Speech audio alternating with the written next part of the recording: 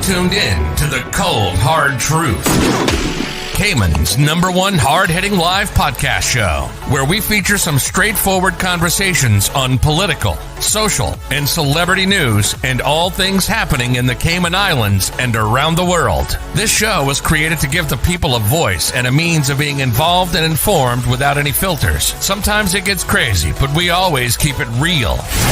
We bring you the tea, piping hot, so grab your favorite beverage and join the conversation via WhatsApp at 324-1612. Email tips at CaymanMarlRoad.com. Now, here's your host, Sandy Hill, broadcasting live from the beautiful Cayman Islands.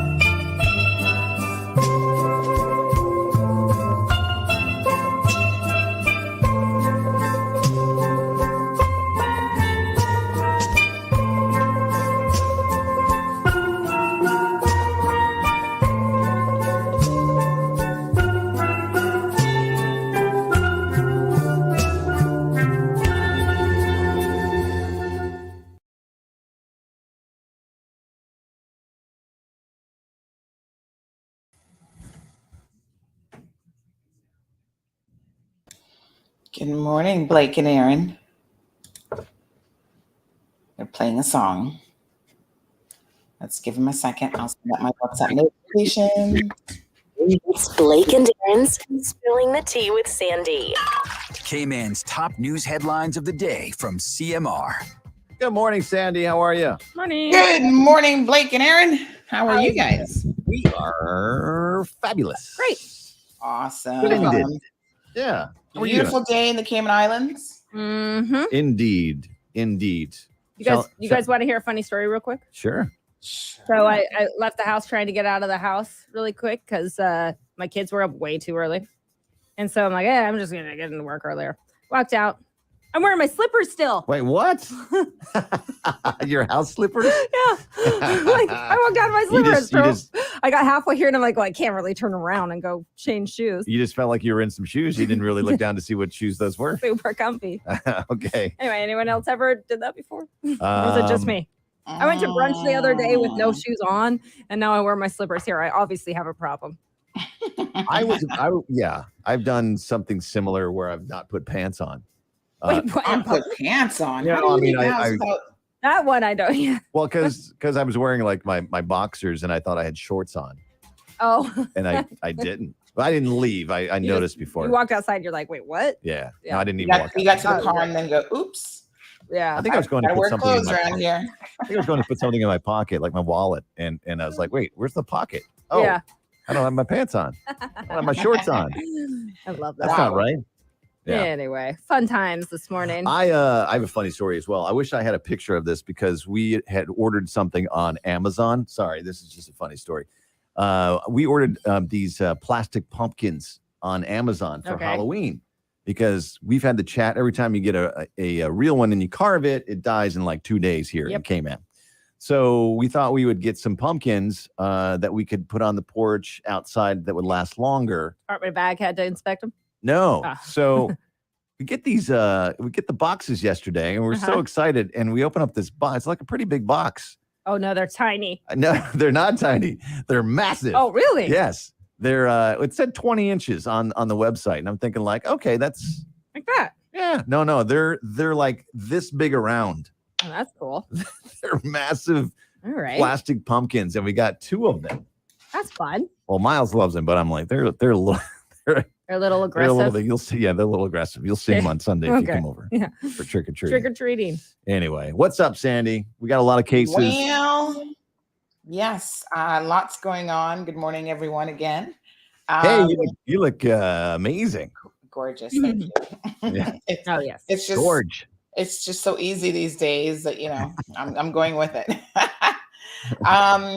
So a new daily record again yesterday.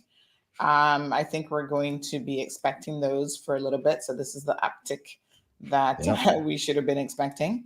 Yeah. And so in terms of community transmission, we had, let me get the exact figure here for you, 123 community transmission cases plus 3 in quarantine. So 126 in total for the past 24 hours. So that's definitely a one-day, record for sure. And we knew it was going to be high. I think we had predicted on our page, based on what our sources were telling us, that it was going to be around, I think we said 128 or 138. So somewhere in there is what we had heard earlier in the day. And so we're not surprised. So, everyone was messaging us yesterday as every single organization had a positive come in. We were getting messages, 2 positives at the Port Distribution Center. Wellies had a positive. CIS had a positive. What other school? Island Montessori had a positive. So it's like everybody. Mm-hmm. So the positives continue to trend upwards, continue to come in. There are some people who are obviously very on edge about it. I'm just telling people, listen, if you've been paying attention, you really shouldn't be surprised by any of this. Even when we had, what's his official title? But we had a guy on who he specializes in predictions, and he talked about the wave that's coming. Forecaster. Yes, thank you. Sorry, it's really early. I've had 1 cup of coffee. I'm on my second, so I'm a little on it. Your brain's ticking. So this is what we should be expecting. And I read some of the comments, and I still think that people mentally haven't just been paying attention, and they've been living in a bubble. So the interesting thing about those numbers, of course, is first confirmed cases of community transmission in Little Cayman. So of those, 4 community cases in Little Cayman, and a number of those were also in the Brac. So I'm waiting for the public health officials to start breaking this down now. I would like to see figures daily by island. So Little Cayman, Cayman Brac had so many, and Grand Cayman had so many, but they haven't quite gotten there yet in terms of dividing it up. But they did let us know the results specifically for Little Cayman, which I think is quite interesting. I'd like to see, we were talking about it earlier, of those positive cases, who's vaccinated, who's not. And they're not. That's the other bit of information that would be incredibly helpful. Yeah. And again, we kind of look at the numbers and we try to guess, but it would be great if they just told us. Yeah, I agree. I mean, it would be nice if they could just do a questionnaire. Everyone's sitting at home anyways. They could fill out a little 1-minute questionnaire. Have you been vaccinated? How many people live in your household? Mhm. And do the census at the same time. Just kidding. Mhm. I'm joking. Through email. Kill two birds. I mean, might be a Yeah, good but idea. just While you're sitting there waiting to get your Exactly. vaccine, let's fill out your census form. yeah, Um, or that. They should have census work. Actually, that would not be a bad idea to have them work it. But don't they have to do it through district? Yeah, so they do. Well, I mean, they just need to know your address, I suppose. They have it divided up by district for. Not a bad idea though, Um, Sandy. Have them while ease. you're getting your booster or your vaccine. You're Yeah. waiting anyways. Yeah. Yeah. So for the first time ever, I think Cayman Brac had a little bit of what looked like we called it a traffic jam, but obviously they were all going to the testing center yesterday in droves to get tested, which was amazing. So yes, they at least are taking the testing seriously. And to be honest, both Cayman Brac and Little Cayman have a higher vaccination rate than Grand Cayman. So kudos to them. Oh, cool. I think that it's a good situation for them to continue to get vaccinated. And so very interesting. Wow. Did we mention yesterday that they finally caught that gentleman who was on the run, that he turned himself in? Yeah, Yes. we did. Yeah, Yes, good. he turned himself in. Yep. Yeah.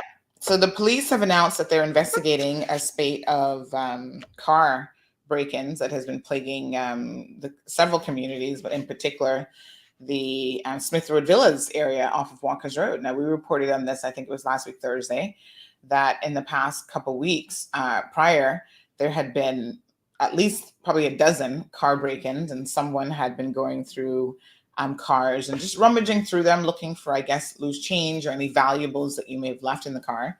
So finally, a week after we contacted the police, they've confirmed that, oh yes, they are investigating it and encouraging people not to leave anything of value in their vehicles, which is never a good idea. So don't leave money, electronics, or any of that stuff. Sometimes it surprises me what people leave in their cars. Yeah. I mean, I always I've had that happen to me here. Yeah. In South Sound. I had I didn't have the greatest vehicle, but I always left it unlocked and never anything of value inside. And when I came out one morning and it was rummaged through, it was basically, papers and some loose change I think they took. And you're like, cool, whatever. Yeah. Yeah. No, when we lived at Caribbean Paradise, a person broke into my husband's Defender and left their tools. Left the tools. Took nothing because there's nothing in it. Got in there and then left their tools. So they must have gotten spooked or something. Yeah. So we actually acquired stuff from them. Oh, that's kind of funny. Dorks. I love dumb criminals. Wow, I know. That is too funny. And then what you should have done, Aaron, is just watch social media for who put up a little post. Oh, I've lost my tools. Yeah, exactly. Have you seen my jackhammer? I'm not sure where I put it. yeah, that would be wild if there was a chat. Yeah, no, it was like a big, oh my gosh, it was a big set. So we're like, well, obviously someone's been in here. And just put it up on EK. Yeah. I mean, I don't know what we did with it. I mean, I just put it next to the garbage bin. That's hilarious. Yeah. So in other news, the credit union was sort of trending in the community yesterday morning for making the decision to put someone on unpaid leave who's refusing to do a PCR test. So, a lot of organizations are saying, fine, you don't have to get vaccinated. That's your choice. But if you don't get vaccinated in particular, you will be subject to a weekly PCR test. At your and expense? apparently, like at their expense. Yeah. Yeah. Good. So I think there's some people who are doubling down and who are refusing to even do that much. And, the credit union said, no, that's not going to work. And so I don't know who this individual is or whatever, but the credit union has issued them a letter saying you're now on unpaid leave. When you get your negative PCR test, let us know. Yeah. Come back to work. Yeah. What's the problem? So if you don't want to get vaccinated, don't get vaccinated, but then you have to follow all the other protocols that are going to, you have to wear a mask daily. If your job even lets you do that, because some people are just getting let go altogether for not getting vaccinated. So, yeah, I mean, we saw one person who refused to do every single thing that her employer had requested. So She refused to get vaccinated. She refused to be PCR tested. She claimed that she got nosebleeds. Then when they said mask, no, I passed out when I put on a mask. I'm thinking 5-year-olds wear masks and don't pass out. Like, this is ridiculous. She can't wear a shield because that gets fogged up. So her solution was actually to tell the employer that she would be willing to construct a shield around her desk and alter their work environment.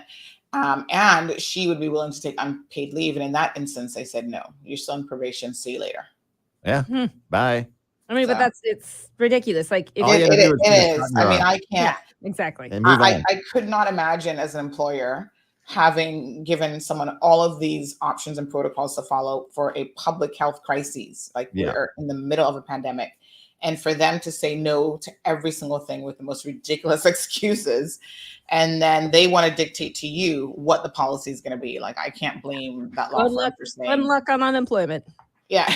Yeah. I mean, and it's just crazy.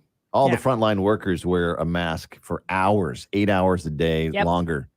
Exactly. And double masking, Blake, a lot of them, we've been playing a video from Tampa General Hospital, and they're talking about, what they're having to deal with on a daily basis. And one lady said she's been a nurse for 16 years, and she has never in 16 years placed so many people in a body bag than she has since this pandemic started. And I thought, oh my God, that's shocking, really. But this is reality of the pandemic, I'm kind of surprised as well. We've got some friends that are in the UK that went there from here, and just because they hadn't been home in 2 years. And so they went home for a visit, and they're like, nobody is wearing a mask anywhere. Well, that's because there are a lot of people. If you're in the pub, down in the tube, people are vaccinated. Worse, are they? What's the rate of vaccination over there?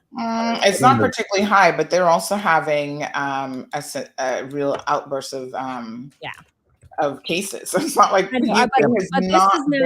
this is now more of the how do we live with this is our life. Do we keep? But they're like, if you wear a mask over there, people look at you funny. And listen, the UK has never been. The UK hasn't been a model, unfortunately, to follow in this pandemic. And in fact, just the following week, there's a scathing report that came out about how the UK has handled the pandemic. And basically, they're saying that heads should roll for how they've handled it. So I don't know that the UK is an example to go, oh, well, don't do any of this stuff. I think you should just they failed. We should just do what the experts are saying around the world. Get vaccinated, wear a mask, social distance from people, try to just keep a little bit more, get your booster shot when you can, and wash your hands, like just general, normal. And in the end, we're all going to have to live with this. Yeah. I mean, literally on the 12th, this report came out, and these are some of the headlines associated with it. UK's COVID-19 pandemic handling cost thousands of lives. Another one said government handling a pandemic had big mistakes. Another one said their early response was the worst public health failure ever. So unfortunately, the UK, I think, kind of missed the mark on a lot of different things. Were people refusing the vaccine though? Sorry? Is it because people are refusing the vaccine? No, this was early on. This was even before the vaccine. But I think everyone did. Yeah, I mean, I don't know if you guys remember this or not. But the UK had actually ordered hundreds of thousands of dollars of test kits that were worthless in the very early part of the pandemic. And we had covered that as well, because it was very, very interesting in terms of how they made the mistake. And they just got duped by someone in China who was looking to offload something that was of no use to them. And they actually paid up front. They didn't do like the regular, like, let's do a deposit. Let's see the product first. They just made a lot of mistakes. So that's fine. Well, look, there are a lot of mistakes have been made, but a lot of people are learning from mistakes. We know more than we did, obviously, at the beginning of this. It's actually been 2 years now since we've heard about the coronavirus, right? Wasn't it around October? Wasn't it around October, November? December. About December. I mean, they've now traced cases back to as early, I think, as October. But I think December, we started writing about it on CMR. We were the first ones locally, which was kind of interesting to pick up on the fact that there was something out there. There's this virus out there, because I think our very first story was like early January. And we're like, okay, you know, there's something out there that people are concerned about. And then we started reporting on it, and it quickly became, you know, obviously the story of the year. But yeah. Well, kids, that's how fast 2 years goes. I know, right? That's Exactly. insane. Anyway. So some other interesting news is there was an indecent assault in Eastern Avenue on Monday. The police have reported that a woman was just basically walking and minding her own business, and a guy on a bicycle decides to approach her from behind, basically grabbed her and reached down her pants. You know, this is disgusting. Yeah, she struggled with him, and she was pushed to the ground and received minor injuries to her face. Wow. And then he fled. Yeah, right. So this is where it would be great if we could carry some pepper spray or something, but or CCTV worked. Yeah. Now, I just want to say that I was reading some comments online about this story, and I just want to say that people that were saying, "Oh, well, why was she walking by herself? Women should know not to walk alone." It's like, what? Not victim blaming, because it's not our fault. If start teaching your men to stop sexually objectifying women. Yeah, how crazy is that? And to sexually assaulting them. Well, you should be able to walk by yourself if you're walking home from work. It was 4:30 a.m. Maybe she was going to work. Yeah. I mean, who cares what she was doing? I mean, that's her business. It doesn't matter. Exactly. It's ridiculous. It does not matter. It doesn't matter what she was wearing. It doesn't matter what she was doing. All that matters is that you mind your own business and teach your boys to not touch people together. Yes. You know, this is such an interesting conversation, because I guess it was last week that we were talking about that sexual assault case with the taxi driver where he got off, the jury let him go. And, some of the discussions that came out of that is that we continue, especially in this community, and I don't know why, we continue to blame victims. And, in other jurisdictions, you cannot say anything about a victim that would appear like you're trying to put the blame on them. So one of the things that he brought up in his defense that was never verified by anyone, but he was allowed through his defense attorney or through his statement to throw out there is that, this woman was on cocaine or something ridiculous. Like she took cocaine. There was no evidence of that whatsoever. What would that have to do with the sexual assault anyway? Exactly. Right. And in other jurisdictions, the judge would have stopped the trial. You have to disregard that comment, give it no credibility, blah, blah, blah. They're trying they're trying to discredit. Yeah. And here you have someone who's accused sitting on the stand, and he's permitted and allowed in this jurisdiction to discredit an alleged victim. And the reason why that can still happen is the legislation hasn't caught up. So unfortunately, we don't have legislation that prohibits that type of stuff in a trial. I mean, in the US, that would not be allowed. It's just absolutely ridiculous that we are so far behind when it comes to things like trying to protect women and children in their community. Well, it's ridiculous. And I have 2 boys that I am teaching to be better. Thank you. They're better humans. They're little feminists. Yeah. I mean, you've got to do it. By the way, I looked it up. The UK is 68% fully vaccinated. 68% of has 2 shots. Well, that's better than the US, right? Yeah.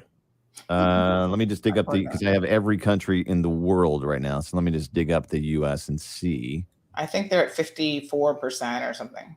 56.8. So nearly 57%. Not far off, actually. But yeah, not even as good as the UK. So you don't see a lot of masks in the States either nowadays. I mean, come on.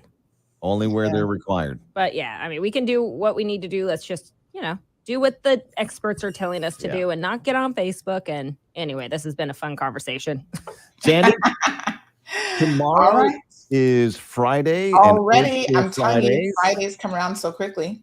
And we're going to do some throwbacks for Halloween. So, you've got your Thriller, you got your Monster Mash, Werewolves in London. I don't know. Come up with a song for us to play.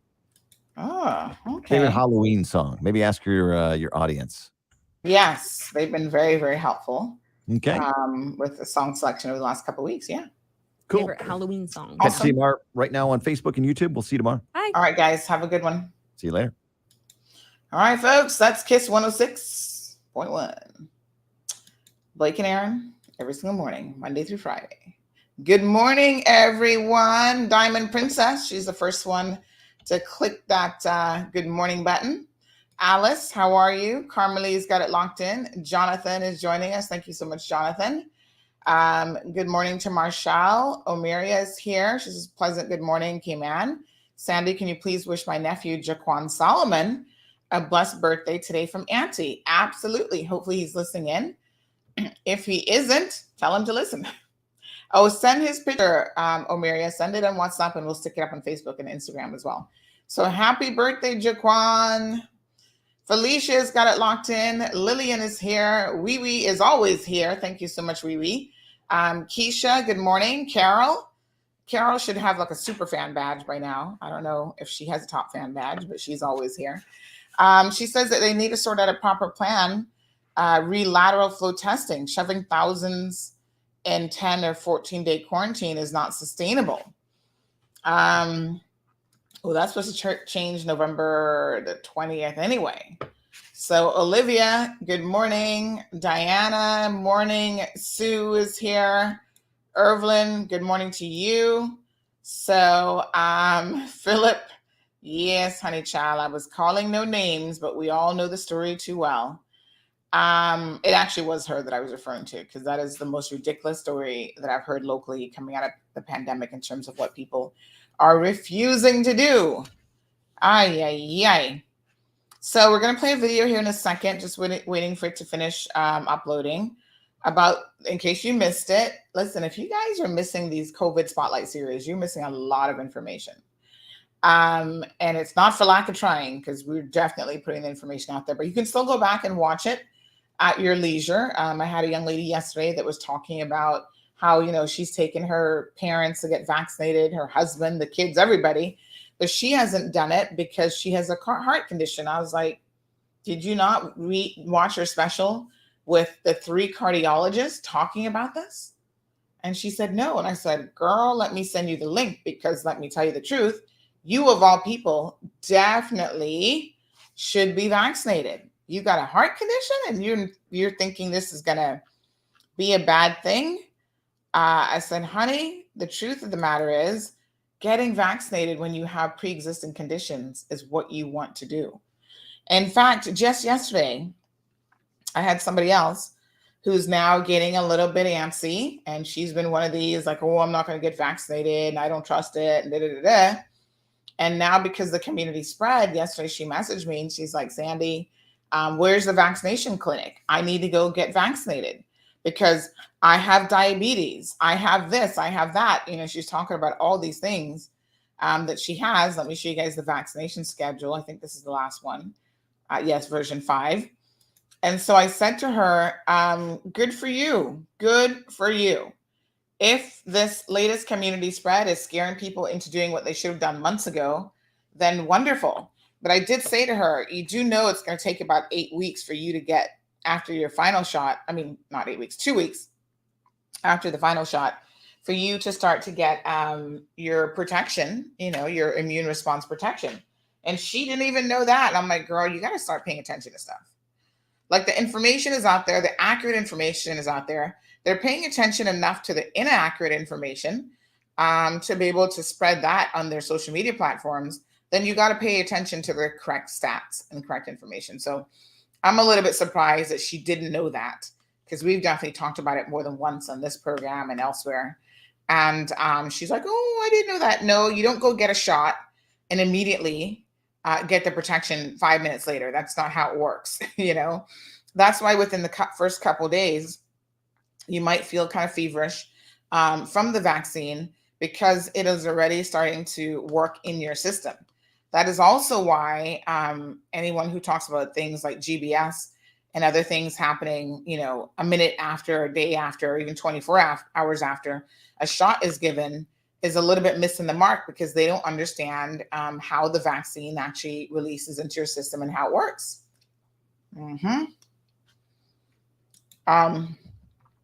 Deep Blue Sea, thank you so much. By the way, big shout out to Foster's again this morning. I am eating, you guessed it, my overnight oats. Thank you, Foster's. It's actually not that bad. I mean, when I say it's not that bad, I'm saying it's actually pretty good. I could enjoy this, so healthy food doesn't always have to taste like paper. I gotta tell you, You know, when you have kids and you try to introduce them to something new, they're so honest. So sometimes I'll say to my daughter, "Oh, try this. Don't you like this?" And she will say, "It tastes like nothing." And I'm just like, "What?"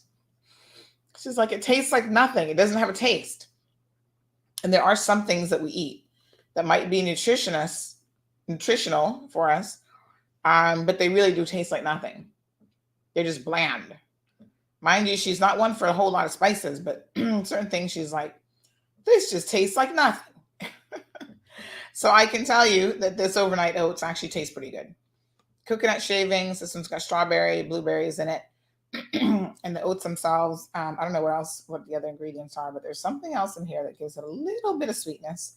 But it's pretty good. So this is breakfast 2 days in a row. I figure I can do this at least probably 3 days a week without getting too bored with it. Deep Blue Sea says, given the hypersexualized culture that has now saturated Cayman, I'm not surprised when these types of assaults occur. Any woman who walks across a construction site will agree. Deep Blue Sea, I agree with you, except for one little thing. I don't think that it has now saturated, my apologies, Cayman. I think it has been here a very long time.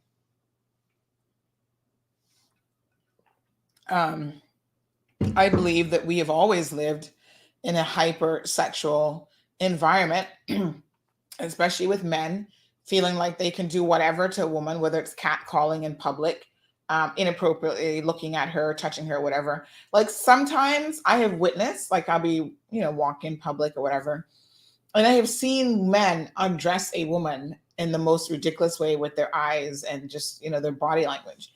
And anytime I witness it, I will stare them down in the same way to undress them to see how it feels. And sometimes they catch me like looking at them with a view of disdain, like, oh, really? And I give them this glaring, like evil eye. And then if they know me, they're like, "Oh, Miss Sandra." And I'm like, "Don't Miss Sandra me. Don't be looking at that woman like that, you dog." Anyway, good morning to Tommy. Good morning, Evelyn. Yes, Evelyn did tell me that this one was pretty good. I think once I had it before and I was like, but it all depends on who makes it. So this was purchased from, which store did I get this one from? I'm trying to remember.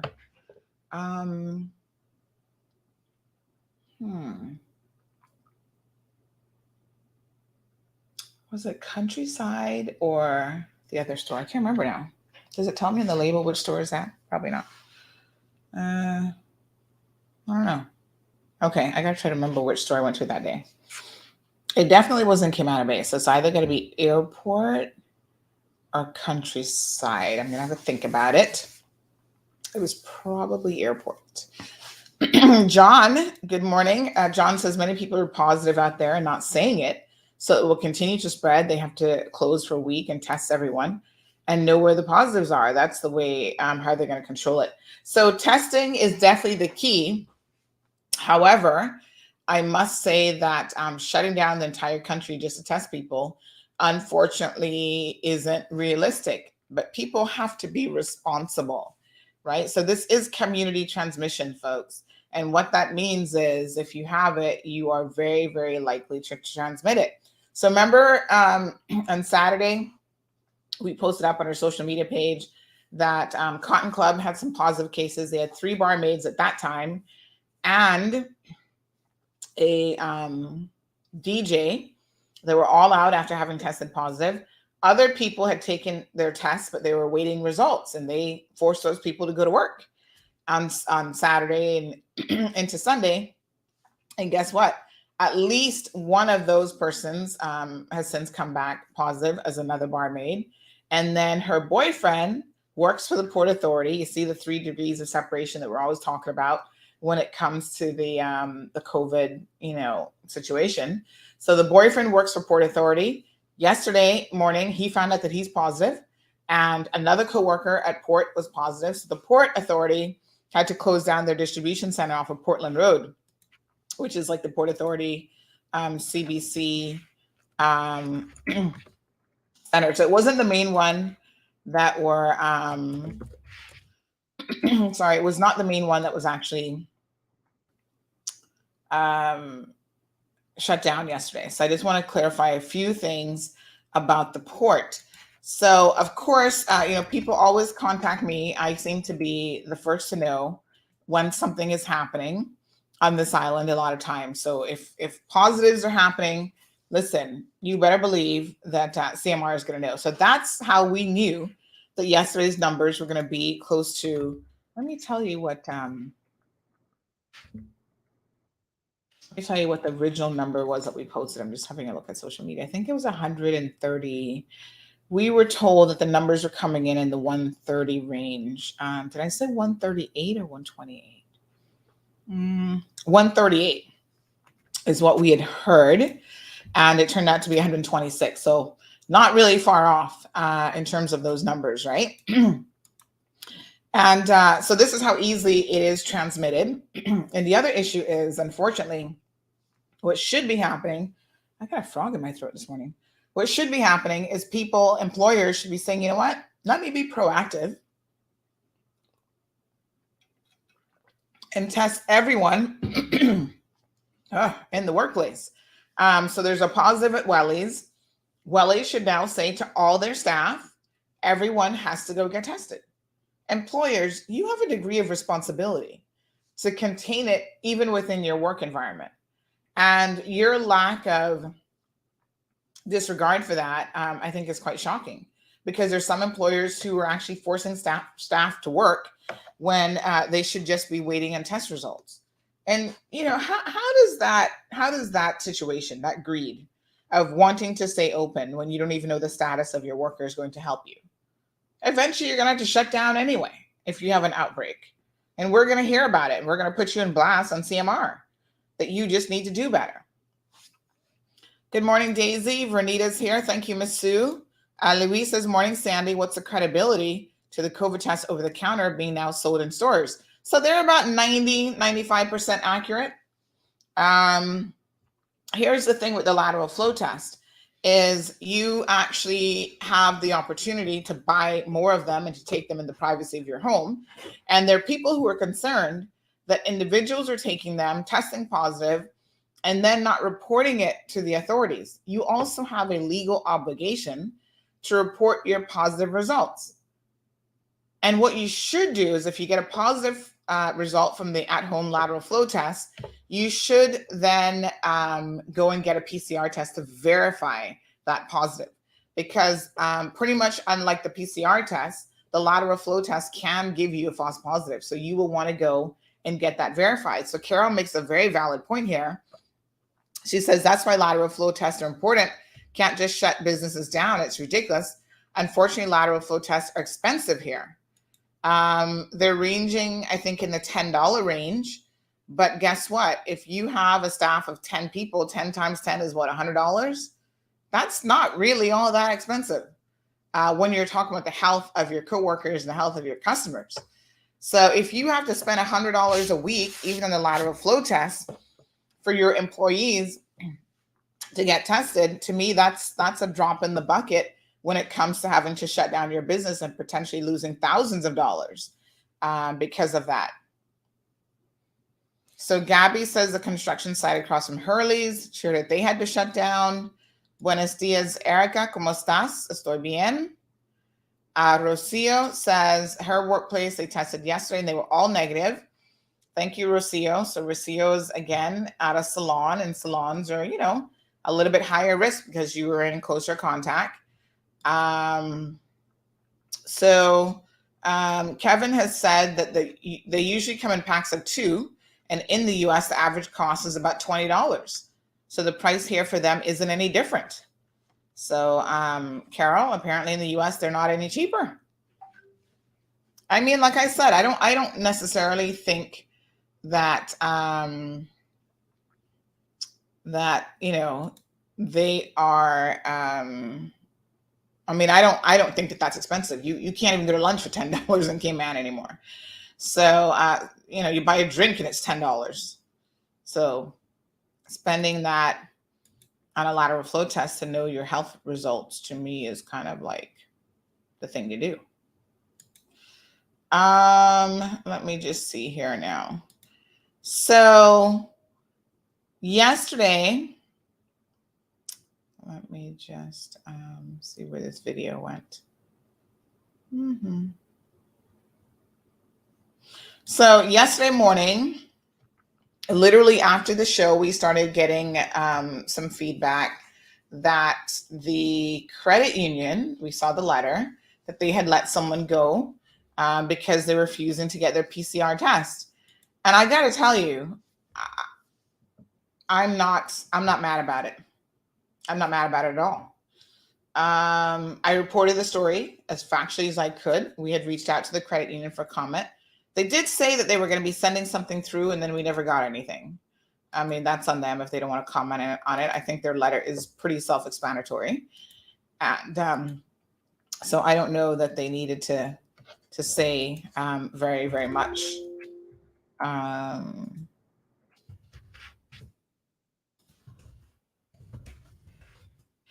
So here's what the letter actually said.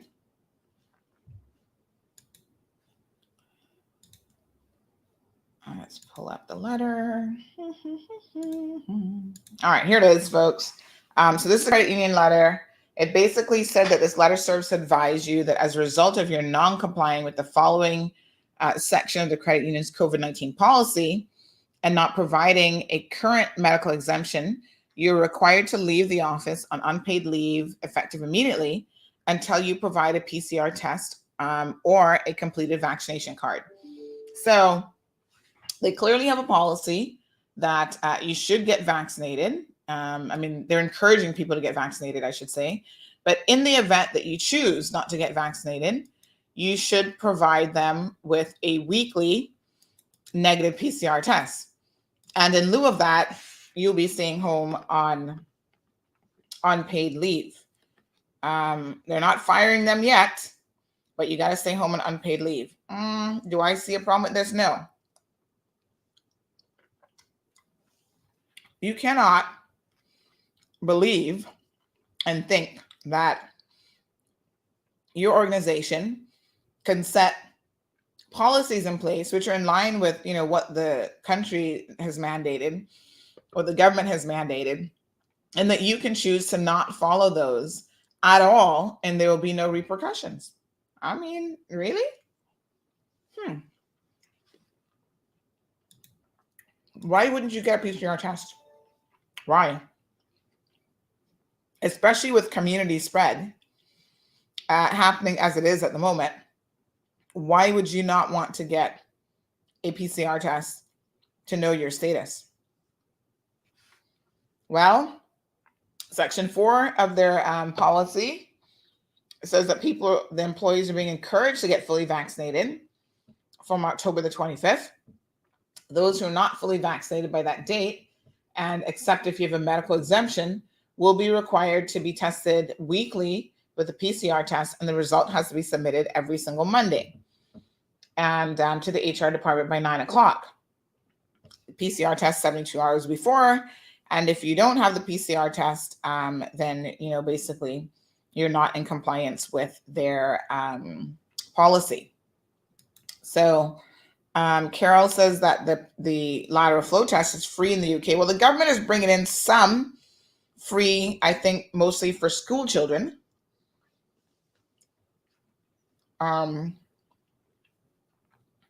So there's that.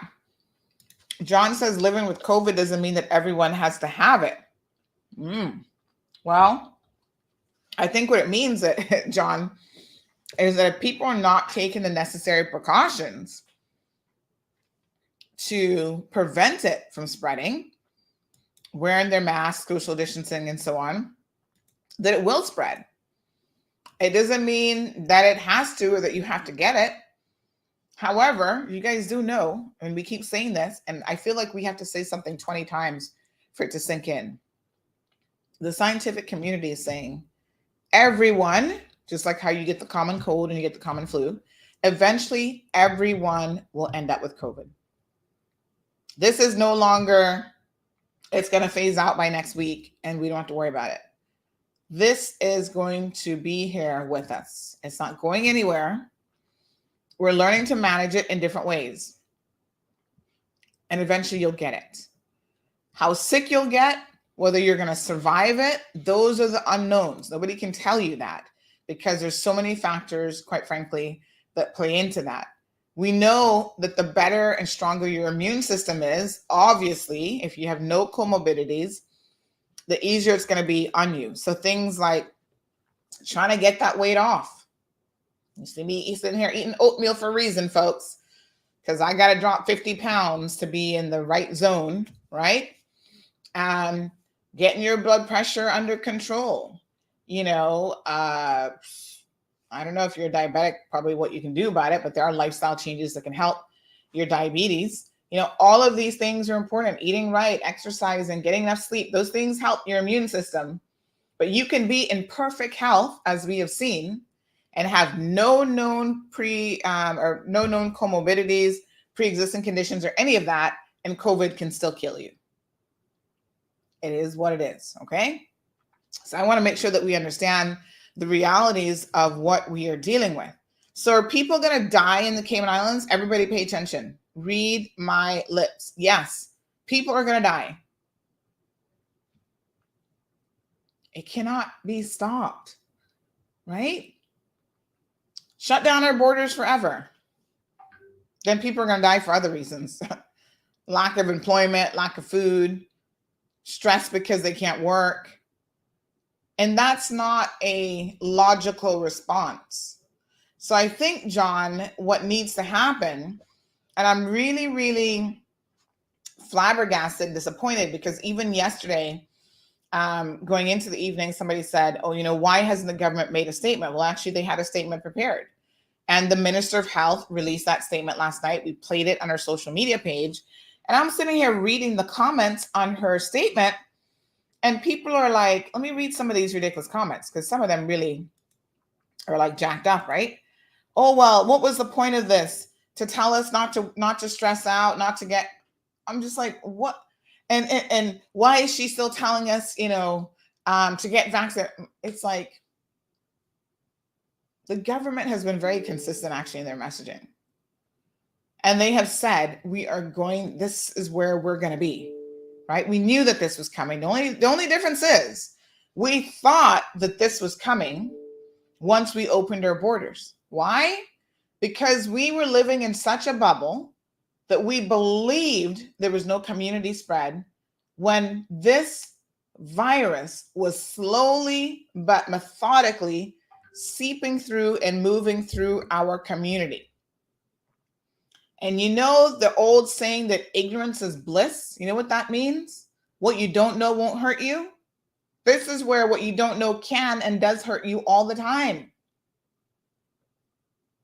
And because we didn't know what was happening, we didn't know that it was going from person to person, we thought, oh, we're safe. Let me throw a party with hundreds of people. You know, we're safe. Let me go to a bar crowded, no mask, no social distancing, touching people all over the place, blah, blah, blah. All of a sudden, we get one case in Northside. The woman wasn't even hospitalized for COVID. So imagine, let me put it this way. Let's say that she never went to the hospital, right? For her other health issues. Y'all might still be living in this bubble. Because it's only the people that started to get sick enough to require, and in her case, it wasn't because of COVID, it was something else, but because she had to be hospitalized, when they did her COVID test, because at least the HSA has been saying, hey, you're not going to go on any of our wards without getting a COVID test. So they've had those protocols in place, right? And because they've had those protocols in place, now we know that, oh, gee, we've had community spread for a really long time.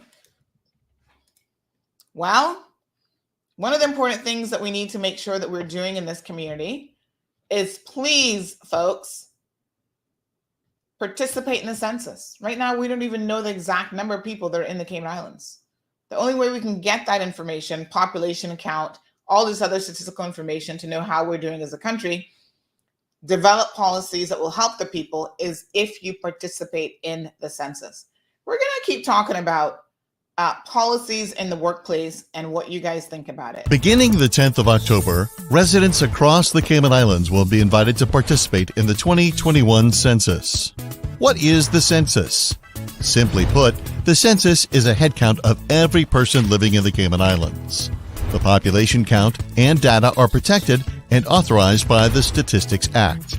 The information is confidential and cannot be shared with any law enforcement agencies.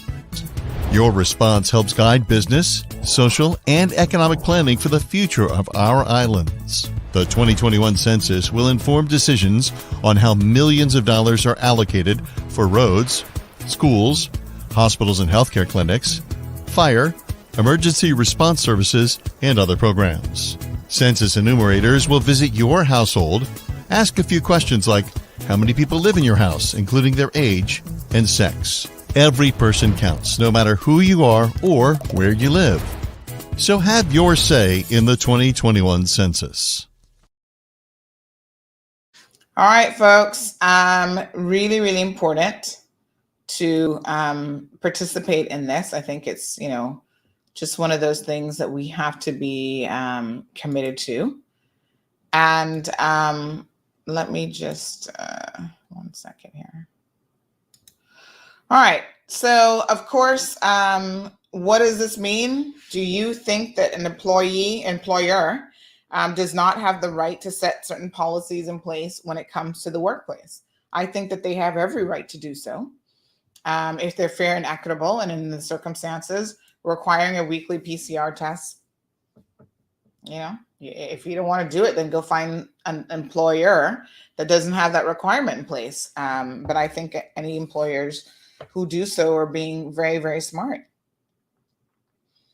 Sue says that one bank does this and all will and no pay. Marshall agrees that whoever doesn't want to get vaccinated or do PCR tests should lose their jobs. Tracy says this is not right. So Tracy doesn't agree. Hunter and Andrea seem to be having a discussion. Sorry, Andrea and John seem to be having a discussion there. So John says we need to stop the spreading. Well, let me kind of put out an alternate viewpoint out there for you, John, to consider. We have people in this community who continue to perpetrate this misinformation that COVID isn't real. Yeah, there are people who are still saying COVID isn't real. So therefore, they don't believe in the vaccine, and the vaccine is a hoax and there's no need to do it. Those very same people, if they don't think that COVID is real, and I had a very interesting conversation with one of them just briefly the other day, because, she lives in the Brac, and I said to her, oh, well, your husband is a government worker. So now, are you concerned about him getting this thing that you say isn't real? She's like, oh, I didn't quite word it like that, but I said, oh, what about your husband? He works, around these guys. Or she says, oh, well, did I tell you? Oh, he'll be fine. Did I tell you that my dad had it 2 months ago? And I said, oh, and he's fine. And I'm thinking to myself, how can your dad have something that you said doesn't even exist? Miss Trumper. You've said, you've doubled down for months and said this is all made up, it doesn't exist. So how does your dad have something that's fake? Okay. Now, because your dad had it and he's older, that doesn't mean that hubby's going to get it and survive, because hubby got some health issues, some comorbidities. We'll wait and see. But John, my point is this. If the anti-vaxxers, they call themselves pro-choice, don't believe that it exists, or they don't believe that there's no need for you to take a vaccine because the vaccine is a big hoax and blah, blah, blah, the only other way you can get immunity is to actually catch it. So they should be the ones out there first in line to catch it, if you ask me.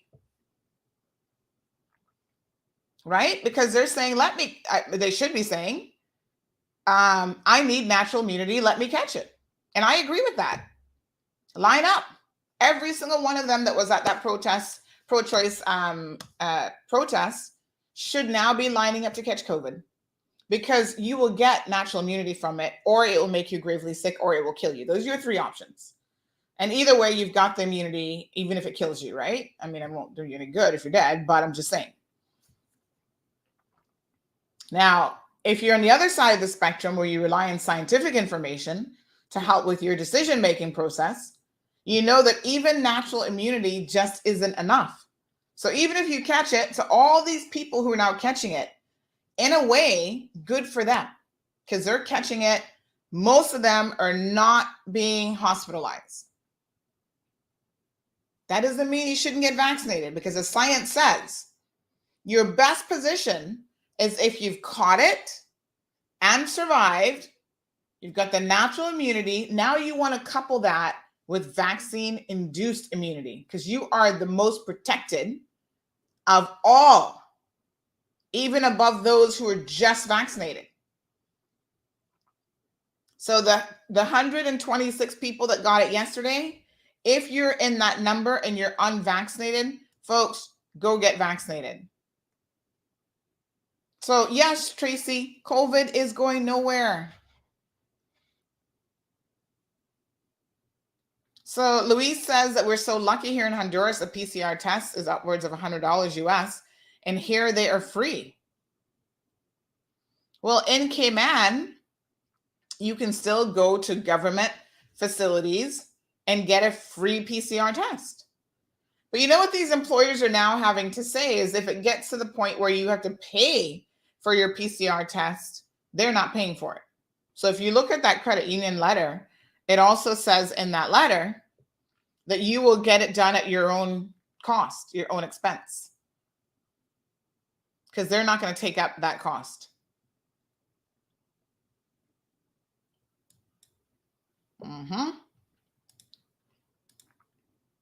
Not all over the world can you get things for free. Karina, good morning. Karina says that's why we should have to get it done before we get other people infected, right, Sugar? Well, I mean, listen, it's mandated for work permit holders. That's going to take a while for all of that to, because based on renewals and new applications, right? So those people have to get vaccinated. And I can tell you that there is no greater motivation than community spread to get vaccinated. Just like the friend yesterday who messaged me, oh, I'm going to go and get vaccinated now because I'm diabetic. You know how many conversations I've had with her about, girl, why you need to go get vaccinated? And it was like, yeah, Sandy, I know, but this person sent me this about Fauci and this person sent me that. I'm like, okay. I stopped having the conversation because at some point you just can't care anymore about the fact that you've had 5, 6, 10 conversations with someone and they're just not ready. They'll eventually get ready or they're going to get it and it is what it is, right? So I just kind of left the person alone. And now yesterday they're messaging me, where can I go get vaccinated? Where's the vaccination center? I'm going to go next week. I said, girl, next week? I hope you don't catch it between now and next week or the 2 weeks after you get it, the vaccination, because, you're still not going to have full protection for a while. But that's a motivator. Seeing how quickly this will go through our community. 4 people in Little Cayman out of how many? A couple hundred people? That could literally take a week to spread in Little Cayman. Cayman Brac? A month, maybe 3-4 weeks. And everybody in Cayman Brac would have it. The same little islands that we went to such great lengths to try to protect because of their older community. Yesterday, now they have upwards, I hear, of 20 cases on Cayman Brac. The firemen who were exposed to the one guy from Little Cayman have it. Now, I'm not saying they got it from him. Hear me very, very clearly, because nobody can say that, although they can test and tie the actual virus together, right? So they can do like genome testing to see who has the same strain of a particular infection. That's how good this testing is. But I'm not saying that it came from him, because maybe they were hanging out at the bar where the barmaids now have, a barmaid and a DJ in Cayman Brac now have positive cases as well. I don't know what these firemen been doing, child. I don't know who they hang out with or who they're canoodling with. But the point is, you've got a number of people in the Brac who've now tested positive. So y'all saw that long line yesterday? Hold on. Let me bring you the evidence, as we like to show on this program. Where did I save that video now? Hold on one second. The Brac was crazy yesterday with the number of people lined up to get the test. And yes, we were like, first ever traffic jam on the Brac. It technically wasn't a traffic jam as such, but you guys know what I mean. Who has ever, I didn't even know the Brac had so many cars. Who's ever seen this before?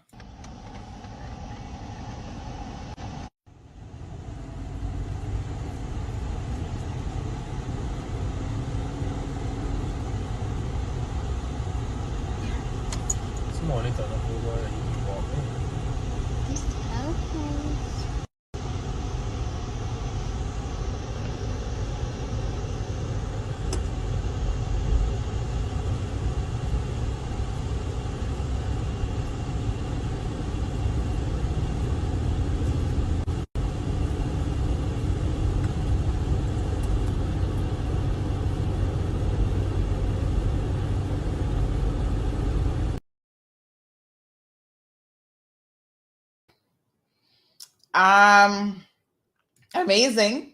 I never knew the Brac had so many cars. When I saw that, I was like, that's a lot of people in Cayman Brac. You don't ever see that many people come out to anything on the Brac, not even church. But I'm glad to see that they're going and they're getting tested. So let's talk about a couple things before we watch this prediction video. Let's talk about a couple things with testing. So yesterday, was the system inundated with people trying to get tested? Yes. They did over 1,000. Hold on, let me tell you how many they tested in a single day. It was, I think, over 1,100. 1,350 PCR tests in 24 hours, basically, or probably a little bit less than 24 hours, right? And 3 positive in travelers, the rest all community cases. That is a lot of tests. And in fact, there might even be people who were tested whose results haven't come in yet, because that's happening as well. So I don't know if that's inclusive of all of the tests or if that's just inclusive of the ones that they have results for. I think it's probably just the ones that they have results for. So some of you are messaging me saying, oh my gosh, Doctors Hospital is out of test tubes. I probably am not all that surprised. Now, from the day before, where we tested so many, I think Doctors Hospital should have been thinking,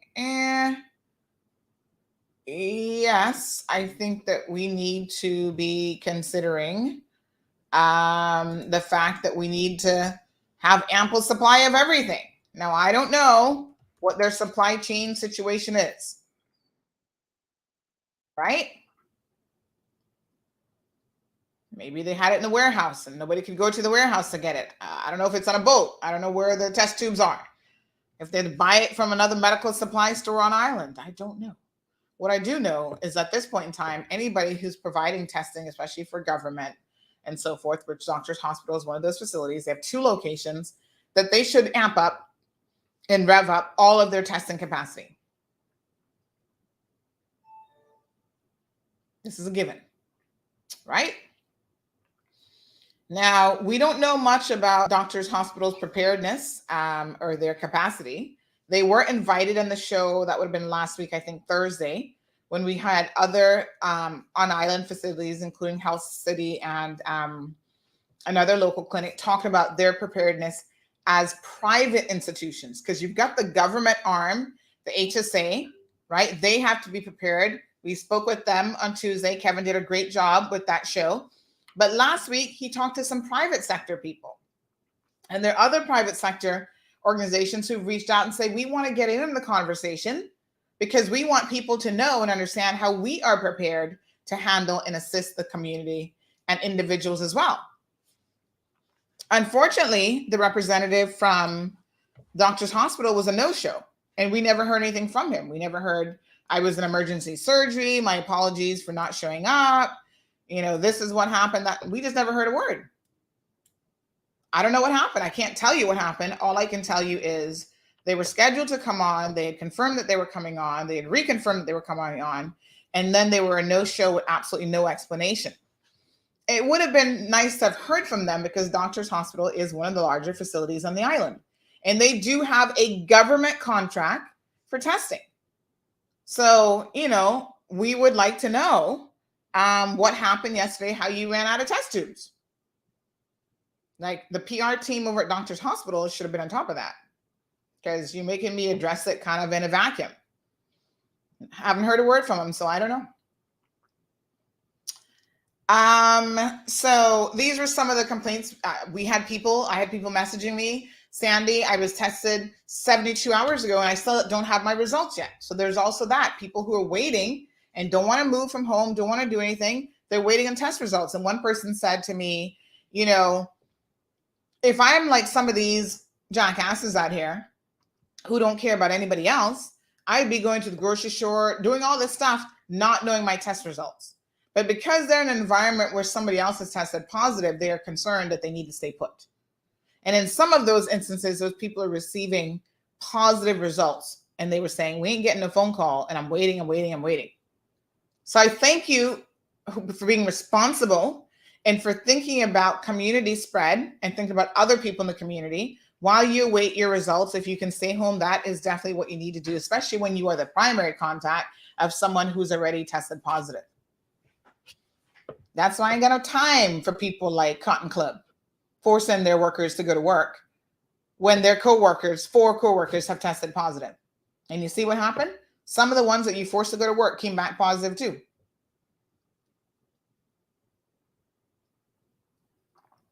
So was the system inundated yesterday? Yes, they wasn't ready. Did the Faith Hospital, wherever they're doing the testing, I don't know if it's at the center there in Cayman Brac at the Ashton Ruddy Center, which is where they do everything in the Brac, or if that was Faith Hospital where they were lining up, right? Somebody at Cayman Brac can tell me. Were they ready for testing yesterday to that volume? Nope. But in the Brac, one person got it the day before, another person got it. Of course, everyone in the Brac was like, OMG, we all need to go get tested. Good. I think that's perfect that they all went and got tested yesterday. I hope everybody in the Brac got tested, because that'll certainly give us a fairly good idea. If all 2,000 people that live in the Brac get tested, we'll know what their situation is. The more people that test, the better. On this island, we should have available test kits for every single, if we say we got a population of 70,000, round it up to 100,000 people, and then times that by 3. That's the kind of reserve levels that we should have for the PCR testing capacity. But how many machines do we have? I don't know. But what I know is those poor little machines are working 24/7. I'm sure they need a little minute break in between or something. They soon break down. Do we have another machine on the way? I'm just thinking here, right? Forward thinking. These machines are not cheap, but HSA, tell government you need some more money to buy another machine, because that one is running hot, as these young people would say. That one being overworked and getting no overtime, because this is our new norm. The reason why they have to use people like Health City, Doctors Hospital, and other facilities to help with testing is because they cannot handle it all themselves. And here we are. Deep Blue Sea says that when they start seeing others die from complications from COVID, then there's going to be a resurgence in the vaccine rates. Well, I would hope that people don't need to see someone die in order to understand the difficult situation that we're in. Right? It's like reinventing the wheel. My Aunt Lottie and her pearls of wisdom always used to tell me, you can learn from the mistakes of other people. You do not have to reinvent the wheel. Why? I don't have to personally make a mistake to look at the situation and go, oh, it's probably not a good idea for me to walk in the middle of I-95 and just stand up there because I might get licked down by a car. I don't have to personally put my hand on a stove top to know that I'm going to get burnt. You know what I'm saying? Like, learn from other people. Look at other countries around us. That is why, and I'm going to play this video again. Moya, thank you very much. She says, people keep missing the fact that you can still get COVID being vaccinated, but the point is you're less likely to spread it. It also helps you to fight the virus so that you don't end up on a ventilator in an ICU. Unvaccinated people are the main people who spread the virus when they contract it and end up in the hospital in every capacity, even sitting in the emergency room full of people to see the doctor to realize they have COVID and have now just infected all the people waiting to see the doctor as well. Yes, that's 100% factual. That is why when I sit there and I watch the ICU video from Tampa General, I'm just like, wake up, people. This is the reality. All these people can sit behind a microphone, behind a camera, and they can tell you, oh, don't get vaccinated. Don't trust the vaccine. They give you all sorts of misinformation out there, conspiracy theories about Fauci and this and that one. But they're not showing you the reality of people living and dying with COVID. They're not letting you see that. So that because you've been living in this bubble, psychological bubble that you've created a bit of your own, right? And because the borders have been closed, when a person dies who's vaccinated, oh, you jump on that like that happens everything with it. Oh, see what I'm telling you? Colin Powell was vaccinated. He died. The man also had cancer and was 83, 84 years old and probably had other comorbidities that they're not discussing as well, like high blood pressure, obesity, and whatever else. And he is still in the 3-4% that will get COVID, having been fully vaccinated and die. And you think that you're going to have that kind of luck, to not be in the 97% that's unvaccinated. To me, it doesn't even add up. Like, I don't care where you are on the spectrum of this argument. If you continue to sit down and say to me, oh, vaccinated people are dying too. And I'm like, really, honey? Look at the numbers of how many vaccinated people are dying versus unvaccinated. What group would you want to be in? Like, seriously. I would want to be in the group that has 90-something% protection.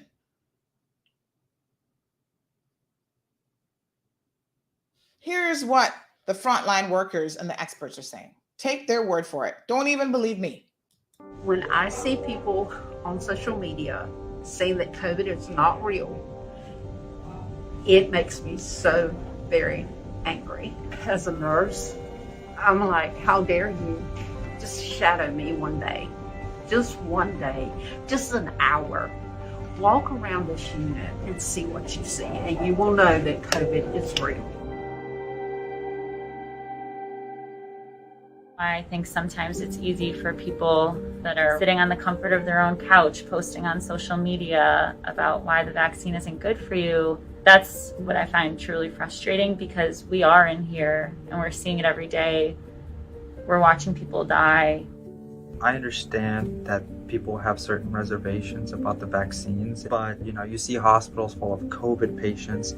You don't see hospitals full of patients that are sick because of the vaccine. We've been keeping track of our deaths that have been happening in our ICUs, and 100% of these deaths are in the unvaccinated individuals. My father died in April. He was scheduled to get his vaccine the day he was admitted into the hospital, but they didn't have enough back in March. There are vaccines at every store, at every corner, and I'm taking care of people every day who make that choice to not be vaccinated. Don't let your families go through that pain. That pain is something that rips our hearts out every time we have to put your family member in a body bag, and then having to do it to our own family who would have done anything to be vaccinated but couldn't be. I have been an ICU nurse for 16 years, and I have zipped up more body bags from March of last year to this point than I have in my career. When you are zipping up body bags for two 30-year-olds within 48 hours of one another, you don't get over that. Scientists all over the world are coming to recognize that this is a war that is going to be with us for a while, especially I think living in Florida with our current vaccination rates. This is a war we're going to have to continue to fight. And our best defense against the virus is still vaccination.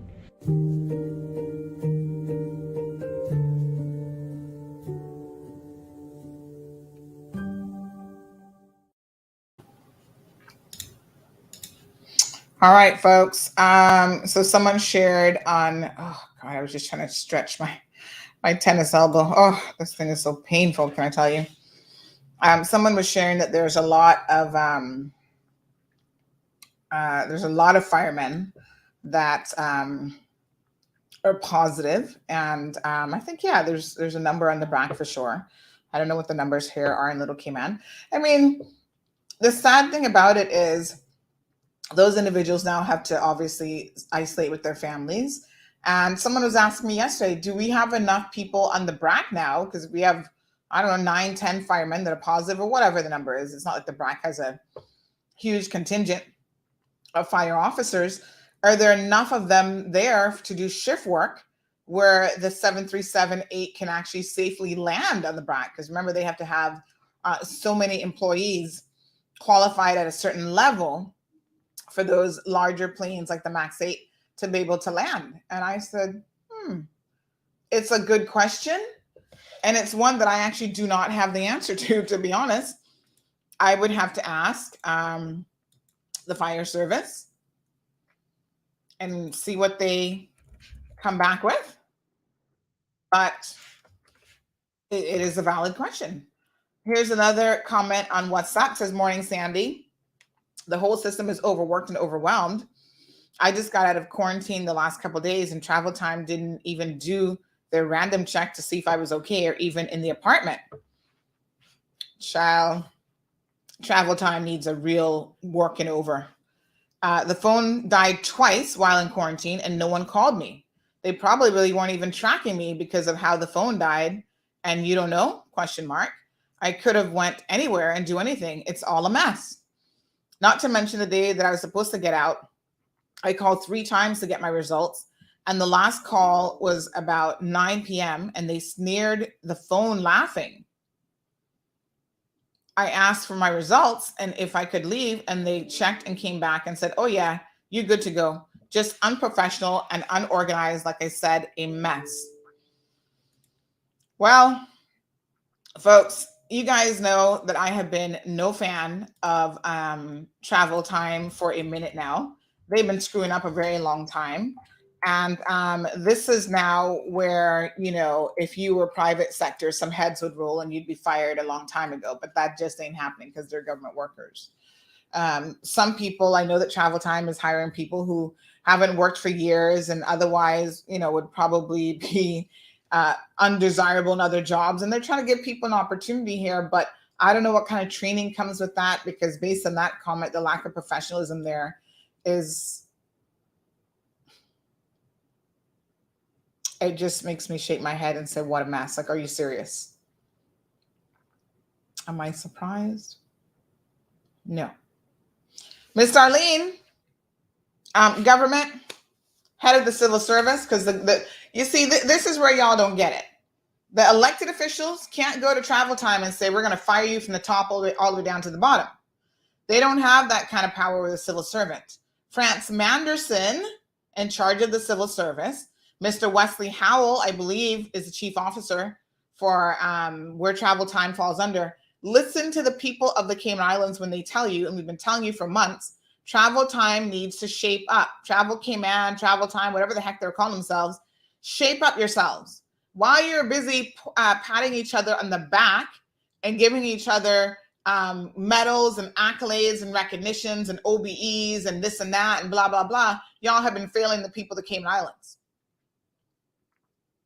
You're only as good as your weakest link. And your weakest link in Travel Cayman sucks, okay? Let me just be very, very frank with you this morning. We're not going to cut no cheese with nobody. Y'all need to get it together. You're a disgrace, actually. There's stories that I've heard, and sometimes I don't even share them all. Right now, we have a poor Caymanian woman who's stuck in Miami. Lord Jesus, don't even get me started. Travel time, figure your shit out. Honestly. What's the point of travel time if you don't even check on the people, right? If you've got this guy who said his phone device died twice and you don't even know. Because remember, you're supposed to keep it fully charged and you're supposed to do this and that so they can keep in contact with you so that they know your whereabouts. Sandy says, Sandra Miller, says, how many times can you get COVID-19? Apparently you can get it numerous times. That's the other reason why, even if you catch it, you will want to get vaccinated because you can catch it again. I think it's going to be like the flu. There's not going to be a limit on how many times you can get it. Jean Scott says, need to train the people that give the test how to do it properly. If you could stop hurting people, maybe some people wouldn't mind getting the test. Well, in order for them to take it, it's not the most pleasant thing in the world. I don't know if it's hurting. I mean, I had it only done once when I had to go on the pediatric ward with my daughter. It wasn't pleasant, but it didn't necessarily hurt. It just wasn't comfortable to have anything stuck up your nose. Someone says here that they know people who've had it 3 times already. Anita says, let the anti-vaxxers get exposed to COVID-18. It's COVID-19. In 2018, we were still enjoying life, boy. They will eventually get exposed just like everybody else. The only difference is the anti-vaxxers won't have the protection. None at all. And, a lot of them have said, let me put it this way. Some of them have said to me that they're ready to die. Charming. So they don't care. That's why they don't want to wear a mask. That's why they don't want to wear masks. They don't want to wear even the plastic thing. They don't want to do anything because they are ready to die at the age of like 45. They're ready to die. Good for you. I'm not ready to die. I have something to live for. You see, when people ain't got nothing to live for, I'm ready to die. The Lord could take me now. I can't live in this world anymore. Oh, I wish it was that easy to just say, Lord, just take him right now. Bloop. And he'd be like, okay, bing, bing, bing. The world would be so much better. Those of you who are so ready to go could just go. Mind you, when it really comes down to it, then you're begging and crying in the ER. What are you going to the doctor for if you're ready to go? Stay home and die. Then y'all be like, no, oh, doctor, save me. Put me in a ventilator. Do this, do that. You know what? Sign a do not resuscitate. Do not put on a ventilator. Do not give any medical help. Sign all those forms if you're so ready to go. Make sure that we can keep some of those ICU beds available for other people who need it. Rachel says these anti-vax people are demanding their right to expensive monoclonal antibody treatments. They're aware that this treatment is created in a lab and has emergency use authorization and not full FDA approval. Oh, Rachel, touche. You see, this is where you've got this narrative in your head where you will believe any BS that agrees with your position. So you are an anti-vaxxer. So you want to believe all this stuff. And all the reasons that they give for not wanting the Pfizer and all these other vaccines, Rachel's pointing out the hypocrisy in that statement to say that these monoclonal antibody treatments, which are very expensive, thousands and thousands of dollars, is in the same boat in terms of FDA approval, emergency use, created by some big pharma company that y'all be hating on. Who you think created monoclonal antibody treatments? It wasn't created in a cave, y'all. Same big pharma that you're cussing going on with. John Levy, good morning. Good morning, Miss Brenda. And somebody's got to pay for it. Who's paying for it here? I don't know. Is government going to pay for all those monoclonal antibody treatments? Or do these people better have some insurance that's going to pay out this money?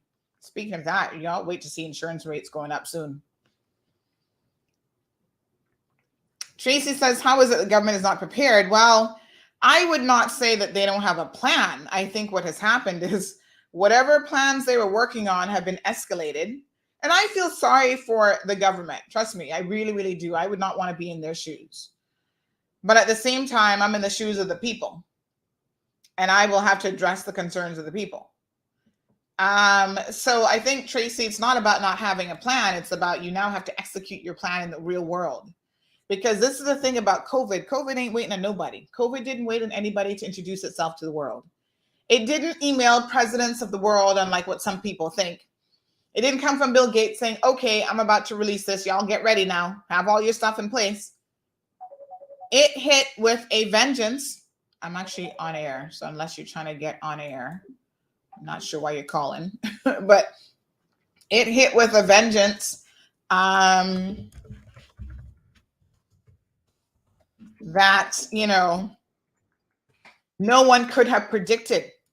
No one in the world was ready for this. And the UK has failed. The US has failed. Countries bigger than us with tens and thousands of resources more than us have failed at this. They were just not ready either. You know why we have been able to pat ourselves in the back 18 months in? Is because the progressives did the easiest thing in the world. It's easy to lock down a country. Right now, you want the easy way out.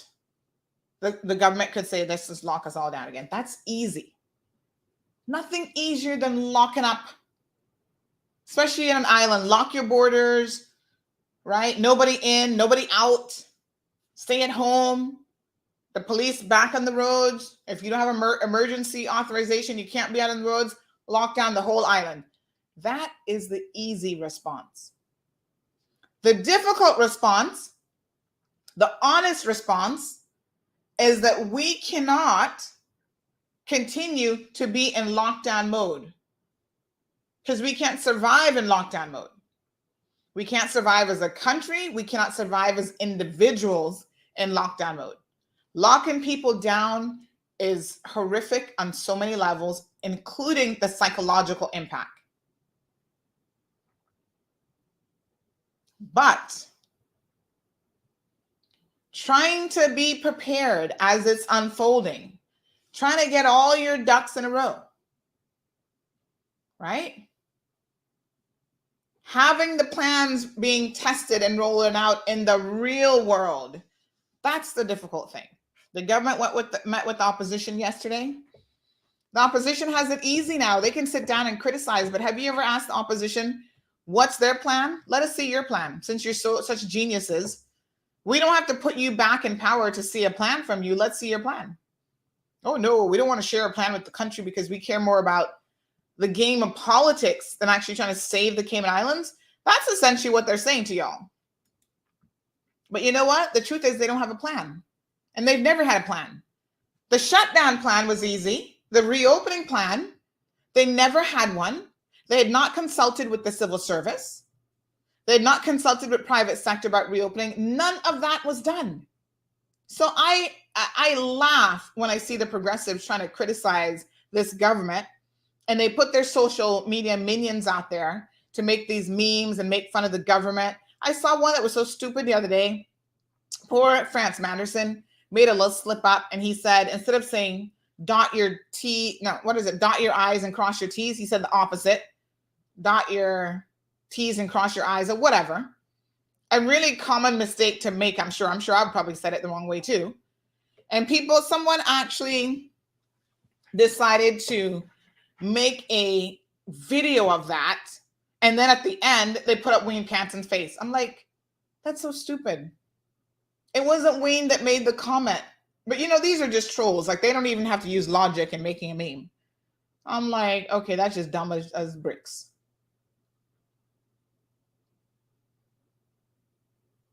France Manderson is human.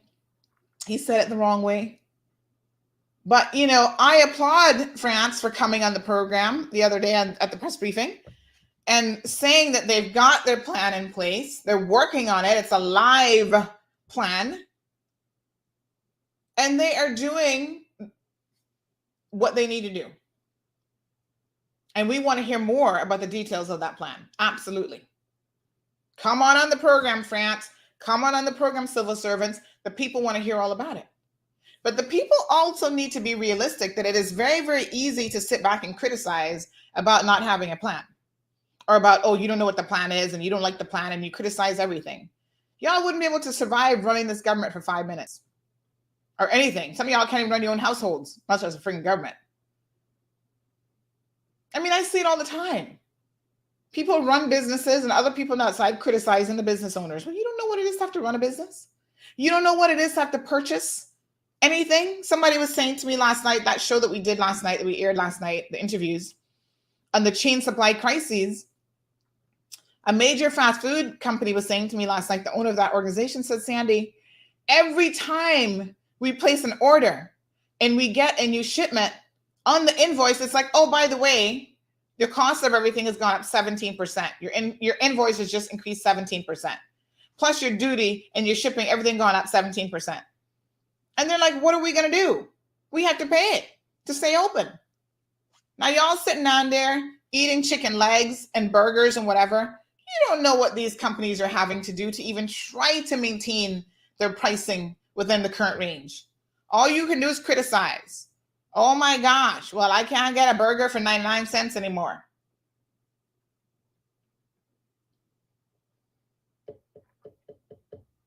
Aliana says, good day, I'm done with the rhetoric. If you want to hold up the process of reopening the country, you need to be shown that your ignorance has a cost.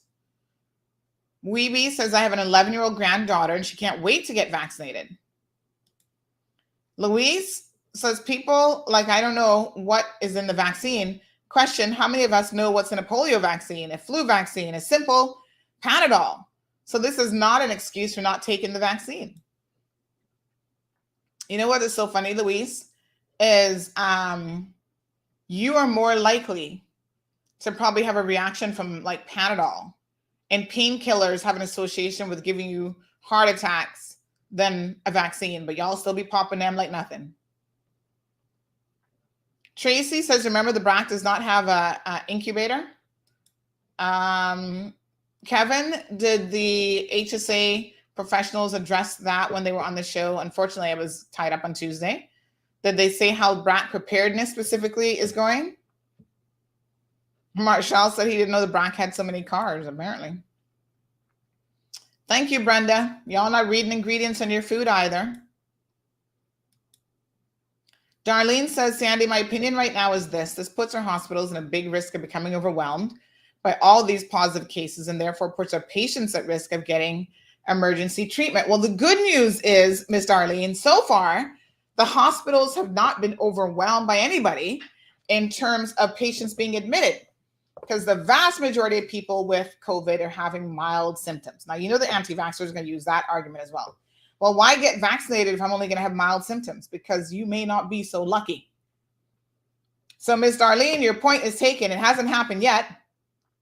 But how many ICU beds we have? I've been in the ICU. I'm trying to think. You walk in, and I think it's like 1, 2, maybe, I want to say maybe 6. Do we have, how many ICU beds do we have? It's not really that many. So let me just ask, how many ICU beds does the HSA have? So yes, there's going to be things that we have to do, like setting up these kind of like, what do you call them? Military style temporary hospitals. That might have to happen. Put y'all outside in a little tent. Miss Anna, she says, you're looking brighter these days. It's the beautiful, it's technology that makes me look good. It's actually a computerized look, but it works. All I do is put on the lip for this particular one. I do the lips. So the lips are like real, but then it looks like I have on like eye makeup and stuff and eyelashes. I actually don't. But it's just amazing how a little bit of blush and eye makeup can make you look so fresh and young. So, but yes, thank you, Miss Anna. I will take it and I will continue to use this because it means that I have less things to do in the morning in terms of getting up and putting on my face. I put on a face, but it's like a virtual face. Thank you for confirming that was Ashton Ruddy. Mr. Shalat says this is just the start of the breakdown of the system. Well, the system hasn't broken down yet. I think the system has some areas of concern that should be quickly addressed, and they're easy to fix. So let's try to fix travel time. We can certainly start there. So Shane says, you're selfish. A lot of people have medical problems and don't want to be an experiment. They're afraid of what you had COVID and what? And they're afraid, or what if you had COVID and have natural immunity? Stop blaming the unvaxxed. The Brac has COVID now because vaccinated people brought it in. That's ridiculous, Shane. That is the most ridiculous comment I have ever heard. You don't know who brought it in, but we do know that the person who traveled, who would have infected probably some of those firemen from Little Cayman, is unvaccinated. And he's anti-vaxxer as well. And now he's sitting at Comfort Suites, positive. That's who probably exposed a lot of these guys, and he's unvaccinated. Stop talking foolishness. What you're saying doesn't make any sense. You say a lot of people have medical problems. What medical problems? They don't have medical problems that should cause them any concerns about the vaccine, that's for sure. A lot of people have medical problems because y'all fat, including myself. We are fat and obese. Some of us have high blood pressure. Some of us have diabetes. Those are medical problems. That's what, when I use the term comorbidity, that's what I'm talking about. And you know what? You're more at risk of getting seriously ill and dying from COVID than anybody else. And that is why, if you have those medical problems, you should be getting vaccinated. So what you say isn't factually correct. It makes no logical sense, but it is the very argument for why you should get vaccinated.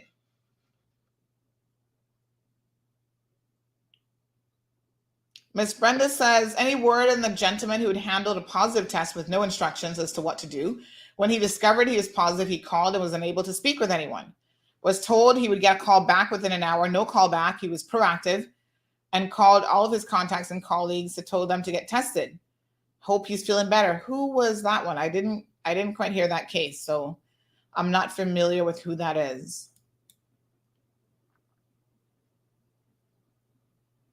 Tracy, I've sent you the link in WhatsApp. Just click on that and you can call in. Ms. Brenda says cancer of the blood cells as well as Parkinson's both compromise his immune system like 75%. Oh, wow. I didn't hear that case. The world shortage. Well, that's a good question, Sue. I mean, so far, we haven't had any considerable shortages here, but it's a possibility, yes. John says, morning, John. Cayman needs to live with COVID now. Good prep for border reopening. I mean, the irony of it is we're getting the outbreak before the borders have even reopened. Anne says everything 345 on Instagram posts a good video on how to do the lateral flow test. I will reach out to those guys over there. Good morning, Hero Blair. He says we need all hands on deck. Everyone must get vaccinated. We cannot procrastinate. Soka says, Jean Scott, bingo, shoving the swab up people's nostrils like they're doing brain surgery. Have had many tests done over here in Florida and never had anyone hurt my nose. When I say how I hear it's done in Cayman, they said that's because they don't know what they're doing. Well, if the testers here don't know what they're doing, then obviously they need to be trained. That's a no-brainer. Thank you, Marshall. He says travel time is a joke. It seems like they're traveling. Their mind is on vacation. Miss Brenda says she's glad that other people are speaking up about travel time because she's been ignored. All right, so let's watch a few videos. We've got one here about the ICU bed question. And we also have one here that addresses the predictions of how many people are going to get it. All I can tell you is get ready to be infected. Listen, part of the are you ready to reopen campaign is actually psychologically getting ready to reopen. What does that mean for you as an individual? And what does that mean for your family? Yesterday, Dr. Lee talked about the necessity to be prepared. So you know how we have like our hurricane preparedness list and everything. You should also be prepared to have to isolate because of a COVID infection. So don't get caught without any groceries in your fridge. You see, I say this with a degree of sarcasm because I'm one of those people who I don't like to buy a whole pile of groceries and pack up in my fridge because it goes to waste. We're a very small family. So I buy I need to go to the grocery store at least once or twice a week. I like my fruits fresh. I went yesterday and I bought the small pack of watermelon because I know when I buy the big one, it doesn't get used and it gets thrown away and I'm wasting money and food. Probably the longest thing that lasts in my fridge is like milk and cheese because they don't go bad anytime soon. And probably yogurt. So I can buy a few more of those. But anything like vegetables, whatever, I don't stock up. But listen, know that you can, in case I get a call today, come pick up your daughter from school. You guys have to go in isolation. I'm like, oh, snaps. Know that you can afford to get groceries in your house. If you don't have any, have some canned goods. Be ready so that by the first day, you're not like, oh, we're starving. My family has no food. I need an emergency number to be able to call.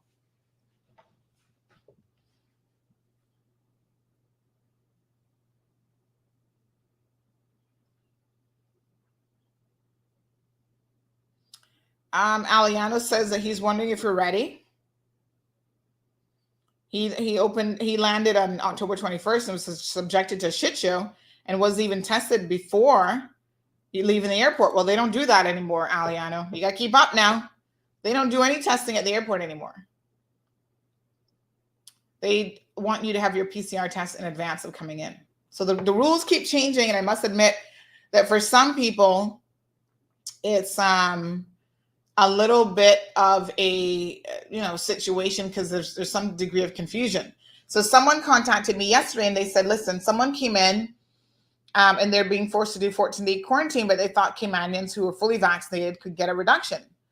And so I was like, well, look at the regulations. This is what the regulations say. And they said, yeah, I know, but this is what travel time said, 14 days, and they didn't tell us why. So as I started speaking to this person, and they talked about, oh, they were vaccinated by the HSA, blah, blah, blah. I said, were they vaccinated and met the criteria for vaccination? And they said, what do you mean? And I said, well, you had to have been vaccinated at least 2 weeks, 14 days prior. Because remember, that's when you actually get the benefit of the vaccine, right? And then they go, oh, that's probably what it is. But why didn't travel time just tell me that? And I said, I don't know. I don't work for travel time. I'm not running the show over there. But it seems like whoever was dealing with them at travel time told them they had to quarantine 14 days and didn't explain why. So they're thinking, okay, I'm a Caymanian. I'm fully vaccinated. I meet all these other criteria. So why am I not doing the 7 days? It's because of when they got vaccinated. They haven't been vaccinated for the 2-week period. That's the definition for the purposes of the regulations in the law to be vaccinated. And when I said that to them, they're like, damn, you know more than these so-called travel time officials. And I said, well, I'm not claiming to know more, but at least I know that much.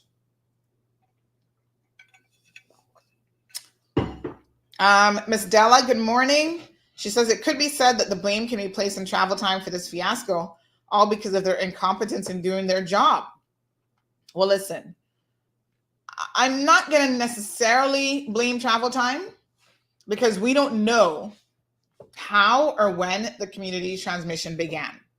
What I would say is that travel time has some serious failures that need to be addressed immediately. And I don't know when we reopen what role travel time would be playing in the reopening process. But the God's honest truth is if it's the same team and they're kind of making these really big mess ups as they are now, we should all be concerned. Something not right.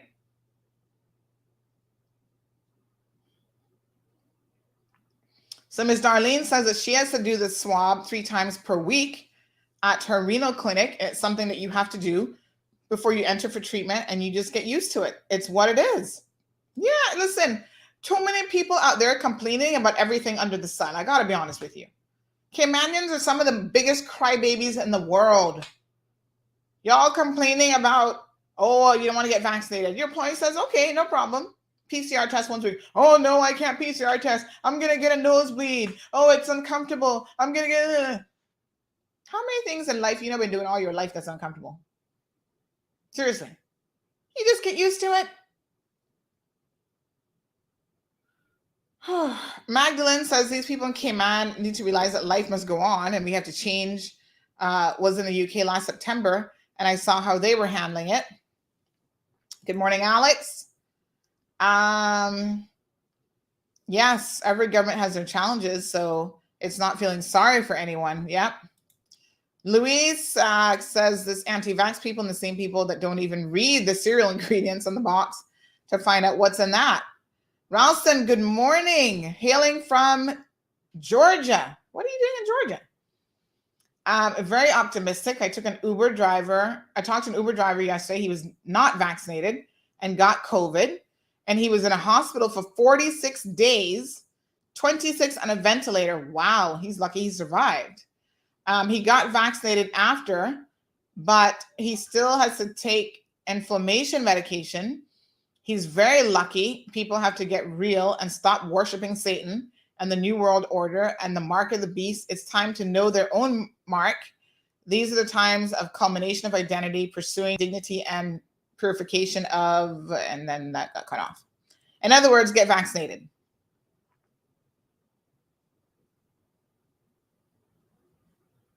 Soka says she's laughing because she's reading the ingredients and about to starve to death trying to avoid palm oil. Alex says if people were to follow protocol, we wouldn't be in this situation. But Alex, I agree with you. It's kind of like what's happening in Jamaica, to be honest. A lot of people there are, fighting with the government. The government puts all these stay-at-home provisions. They're about to go into a nightly curfew order. And people just not listening. Even some of their own people, their own minister, remember him a couple of weeks ago? At a party, at a bar, celebrating the birthday of some political wannabe person.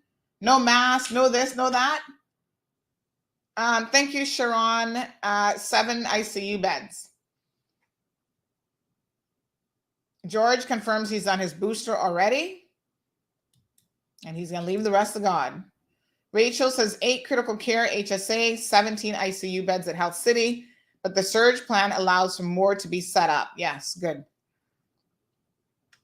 Miss Della says, tell the truth, Sandra, and shame these trolls. So listen, folks, it is what it is. We're here to have an honest discussion. You don't have to like it, and you certainly don't have to agree with it. But it is what it is. The virus is here to stay, and we have community transmission. And I think that, the rest of you are going to just have to listen. Like I said, you're telling me you're ready to die. That is actually your choice. We don't allow people to be euthanized here. And I hope you're not saying that you're going to be committing suicide, but in a way you're kind of committing suicide if you think that you can get through COVID unscathed, because the chances of that happening are kind of slim. But if you don't want to get vaccinated and you want to take a chance, at some level it's up to you, but you are definitely the ones who are driving up the numbers. And I love how unvaccinated people say it has nothing to do with them, when the scientific evidence proves that unvaccinated people, despite the fact that vaccinated people can get it, it is people who remain unvaccinated that have spread it and have allowed new variants of this virus to develop, including COVID. Let's look at what the good doctor had to say when he was looking at the numbers for the Cayman Islands. And again, this was Dr. Let me see here. This was Dr. Edwin Michaels, and he did predictions for Cayman based on what he had available at the time. And if you look at with the current social measures and vaccination, you'll hit 95% chance of elimination on February 4th, 2022. That's what we are forecasting. The first week of February, you'll have only 5% chance of resurgence. After that, the chance of resurgence will become smaller and smaller, meaning the chance of elimination will increase, so you can become safe. Okay, so before that, right now, if you look at it, we are about 50%. maybe chance of elimination. So it's very risky. You need to hit about 90 or 95%. That's when you can say we can fully reopen the economy. So that is the date that we are forecasting with current social measures. If you've released all social measures from today onwards, you will reach that November 4th. That is because the infection will burn through the remaining susceptibles. And I didn't forgot to point out that is about 17% are currently still susceptible. They will burn through the susceptibles and then they will decline very quickly.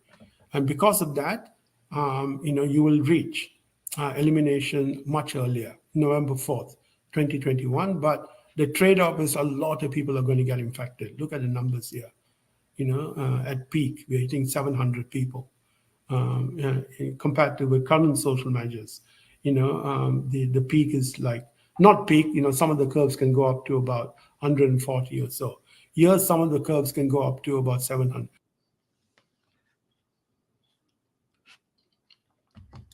All right, folks. So again, that's Dr. Edwin making some predictions for the Cayman Islands.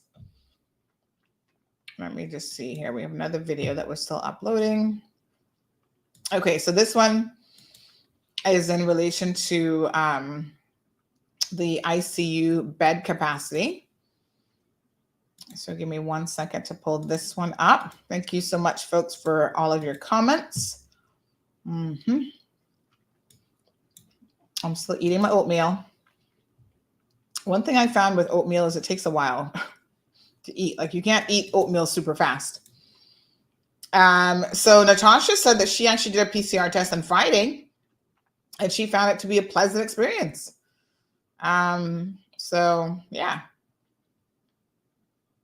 So Vanessa says she believes that community spread began in August with 52 breaches. We will never know. Care unit beds compared to the 100,000 population. We have currently 37. And if we max out, if we use every bed just for COVID patients, we can actually reach 59 intensive care beds per 100,000 of the population. That's compared to the United States as 29 and the United Kingdom 6 per 100,000. We have at max 59. We never want to be using those. Please don't misunderstand what I'm saying. But we do have an awful lot of resource. If you look at the number of physicians that we have, the Cayman Islands has 321 compared to the United States as 277 and the United Kingdom's 230 per 100,000 population. And it's a similar story for nursing. So we are exceedingly well provided for on a per capita basis. But as we've said, we wish to make sure that we don't max things out. That's never a situation we want to be in. We want to slow the flow of people to the hospitals in order that we can continue to provide everyday services.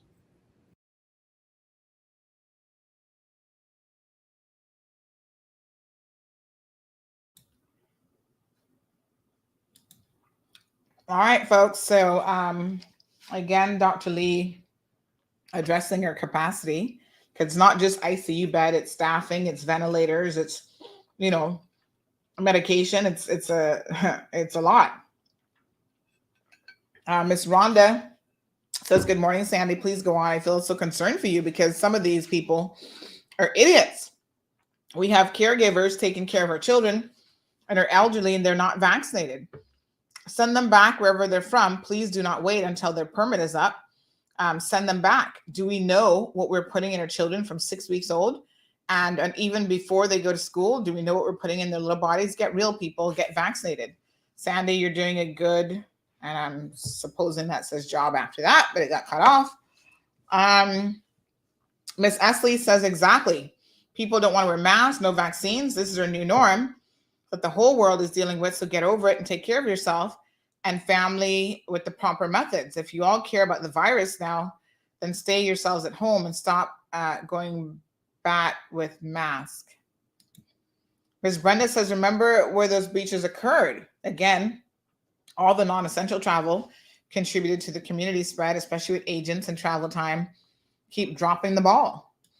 The other thing of note is when Soka says, I heard about these nosebleeds and definitely says that they're doing the test wrong. Well, the thing about it, Soka, is the people who have said that they get nosebleeds have actually, to the best of my knowledge, never taken a PCR test. So those are people who are saying that they can't do it because they suffer from nosebleeds. They haven't taken the test to know whether or not that would actually be the outcome. In other words, these people are full of you know what. That's just a convenient excuse. I've had 1 or 2 nosebleeds in my life, and I did the one COVID test, and it certainly didn't cause that.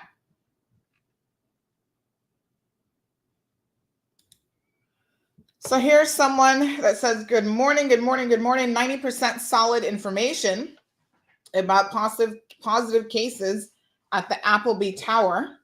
Direct contact with positive Cotton Club bartender over the weekend, including a staff member of CBC who was 100% confirmed positive and already in isolation. About 4 others also tested positive, including a staff member at Cayman Rehab, located opposite from Cotton Club. Snaps. And possibly staff members of Chelsea's Bar waiting for confirmed reliable test results after self-flow lateral flow test results came up. What it appears to be positive, showing 2 lines, one solid visibly and the second line not so visibly. And they said CMR on top of things, CMR run things. Well, folks, none of this would be a shock to me. I told y'all from Saturday that there were positive cases at Cotton Club. Now, y'all seem to love to go to these clubs, and I'm not picking on Cotton Club because Casa Club, or whatever they call themselves in the Strand, was allegedly having some positive cases as well. Now, they've denied it, despite the fact that I heard they had 3, and they even went as far as sending some lateral flow test results. Here's the thing. If you have it, you must know that at this point you should be isolating yourself and don't be going back out to the club partying with other people, because you're putting everyone at risk, and you will continue to spread this. This comment says, very few people have nosebleeds, but typically it won't last long. That doesn't do any damage. It's compared to biopsy, something a bit uncomfortable, but can reveal something life-saving. Another comment says, I can't understand these people. If they don't want to get vaccinated and they want to do the PCR test, really, they said, really, these are unprecedented times, and individual rights don't supersede the overall safety of society and other people. I heard a lot of stories about travel time. They are a hot mess.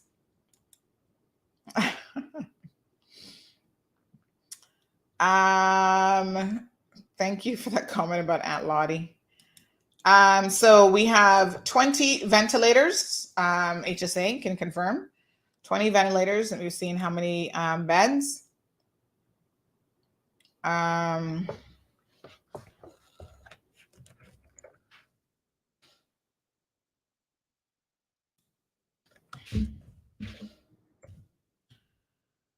All right, let me see what else we got here.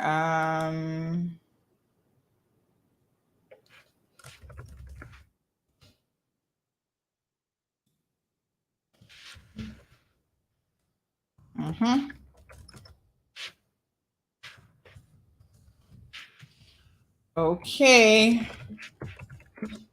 Just trying to see if I missed any comments.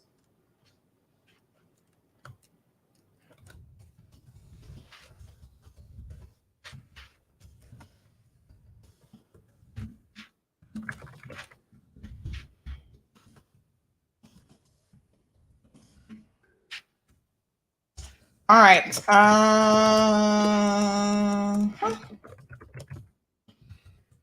All right, so I'm sure that we'll hear a number of positive cases again coming out of all the testing that has been happening, because remember now, unfortunately, the testing is going to be taking a little bit longer for results to come in, and that's to be expected.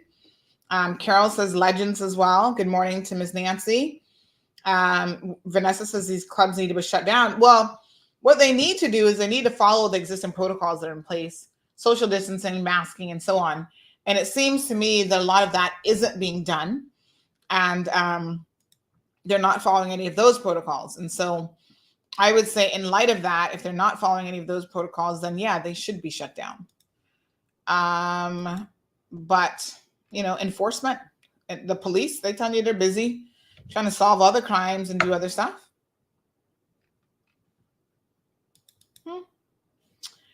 Okay, let me see. Have I saved this one? Let me show you guys this one as well. This is, okay, so here's some isolation information, folks. The government, again, they have been very busy. Give them props where it's needed. They recognize that there was a real issue with people going into isolation unexpectedly, and they themselves not having a plan. So the government has to put some level of support in place in order for, the plans to come to fruition. So isolation support line, they set up a dedicated line for this, now separating it, because before these people would be calling the flu hotline, and you can see why that's probably not a good idea, because again, it was clogging up that whole system, right? So now they set up a dedicated toll-free number, a phone number, an email address. They've got hours of operation. If you're in isolation and you require assistance, a bag of groceries or whatever, you've got to be able to contact these individuals. So this is the Isolation Support Call Center. It is open, folks, from 9 a.m. until 4 p.m. Monday through Friday. Saturdays, 9 a.m. until 1. After 1 p.m., urgent calls can be diverted to the HMCI duty officer. So the Isolation Support Call Center aims to assist with receiving and processing requests for humanitarian food, groceries, assistance for vulnerable people who've been directed by public health to isolate due to actual or potential exposure to COVID-19 within Cayman. Please note that the assistance is mainly the provision and delivery of groceries, and it is not to be used by people who have decided to travel are in quarantine because of that. So if you come back and you self-quarantine and you didn't stock up on groceries at your quarantine facility, this really isn't designed for you. This is designed for people who, because of an outbreak, have been put in isolation without any notice. If you're traveling, you should have notices, folks, of, you should be prepared, right? You should have your food list and all those other things. All right. So Ralston says, what about people, why are people so negative about COVID when there's so many things that are consuming that are slowly killing them and given by the same system? Ciao. I'm telling you, it's the convenience of the argument. I know people who refuse to take a COVID vaccine, Pfizer, this and that, and I can't trust these drug companies. But ironically, every day they take a blood pressure tablet, they take cholesterol medication, which is probably doing more to their kidneys and organs than COVID would ever do. Because, they don't want to drop dead with a heart attack because they're diabetic. They go to dialysis every week, multiple times a week, but yet they don't want to take the Pfizer vaccine. It's illogical. It makes no sense. That's all I can tell you. Ms. Cora, good morning to you. So nice to see you here. Ms. Cora says she's here for the comments, but I'm slaying the makeup. Girl, I'm slaying modern technology. The only makeup I put on this morning was what you see on my lips. The rest is just beautiful virtual. I like it. I don't wear makeup because it clogs your pores and all kind of stuff. Like every time you put on foundation, you better make sure you're taking that stuff off and you're going to clean your pores properly. And, so I love in the mornings now that I can get up and slay it, as Ms. Cora has said. And it's all in the virtual world. Don't you just love modern technologies? Because it's modern technology, things like vaccines, why we're all alive today and don't have polio and not crippled or dead. Gabby says, and people need to be responsible too. If you can't stay home, go to establishments that have outside sitting and bring your own straw. Tell the bartender don't put lime or straw in your cup, as they have to handle it with their hands and no gloves are worn. Girl, you are a woman after my own heart. Can I tell you something about lime? And they've done studies on this, like when they put the lime and lemon on your drinks. So some people have gotten, they go, can I have some water with lime in it? And they want to try and make a little lemonade. If you know what I know about the studies that have been done about the germs that are on those pieces, those wedges of lime and lemons, you would never in your life ever ask for another piece of lime or lemon in a restaurant. Ever in a million years. In fact, when I see them put it on the side of my drink, I quickly take it out and drop it on a side plate. You're not gonna get me to eat it or put it in my water. So yes, Gabby girl. Tab Jam says the PCR testing technique is poor at the HSA. Doctors, hospital staff do it much better and it's less damaging. Well, I tell you what, Tab Jam, this feedback will definitely be passed on to the HSA. Like I said, I had it done by someone who was a nurse in the emergency room. Both my daughter and I did it, and we didn't have any issues. I mean, obviously she was a 5-year-old and I find it pleasant, you know, but I was just like, I was a little bit like, and he said, all he said to me was open your mouth. And that suggestion of opening your mouth does allows you to at least breathe, because I couldn't really breathe. But again, it was a couple seconds. That was it. Every time I go to give blood, I'm always one of those people that I have a hard time, especially here. You know, I notice whenever I go to the States, because they've dealt with so many people, thousands of people, they have a little bit of a easier time finding a line to insert. And normally they have to go through my hand where I have some veins. But like in my arm here, child, they be slapping that forever. And let's just say that I could never be a drug addict and take anything intravenously, because child, I can't find a vein. And they're like, you just have very, and you know what else they tell me as well? They say, and this is probably why, they say you need to hydrate more, because we shouldn't have such a hard time finding a vein. They're like slapping it and nothing not coming up. They're like, where are your veins? Drink more water. I'm like, okay. But then they have to use a little baby needle on me as well to try to get in there. So we all have to do things on occasion. I go at least a couple times a year to try to do blood work, make sure everything's looking okay and whatever. It's not a pleasant experience, but I just man up, woman up, whatever you want to call it, and get it done. Need to go do my breast mammogram. Have you ever had a mammogram done? That's like the most uncomfortable thing in the world. They're squeezing your bubbins to pieces. And those of us who have a little bit more, you know, they want to make sure they get all the edges and all this kind of stuff. That is actually painful. They literally squeeze your boobs and flatten them like a pancake in a little mammography machine. You ever had an ultrasound done, like an abdominal ultrasound? They'd be pushing down on it. And hello, none of these things are pleasant. But as someone said, you're doing it for the greater good and making sure you don't have something that we need to be concerned about. Women, you ever went to the gynecologist and had to have a vaginal exam, a pap smear every single year? Telling them about a pap smear is pleasant. Having someone clamp your vagina open, like seriously. No, it's not pleasant. Childbirth. Is childbirth pleasant? How many of y'all not did that a million times? It ain't pleasant. So there's a lot of medical procedures, folks, that we have done on a regular basis that I must tell you, not pleasant and can even be painful. And we do it nonetheless. Because again, you just do what you got to do. And you know what I've always said? Anyone can survive anything once you know it's only for a time. Those poor people during the Holocaust, slavery, in their heads, how they survived it is they're probably thinking, one day I'm going to be delivered from this evil. And if you believe whatever situation you're in is only temporary, there's an out, you can survive anything. People lose hope when they don't believe anything will ever change. That's got to be the worst feeling in the world.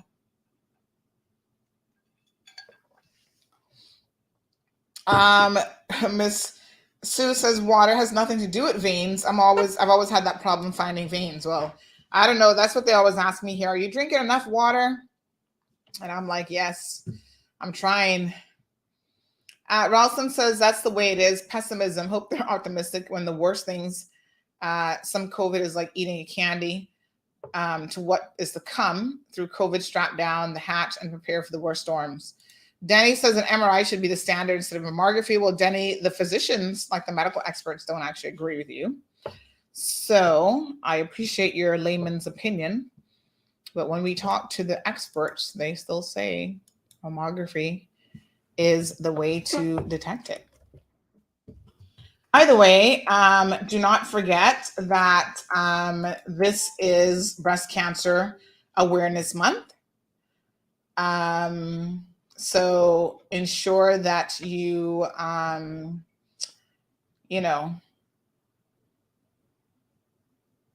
get tested.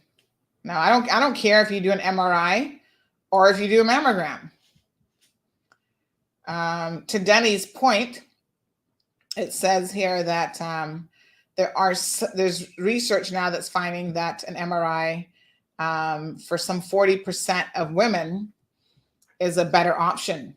So depending on certain things like density of your breasts, as well as those with significant genetic risk, that the MRI is more sensitive than the mammography.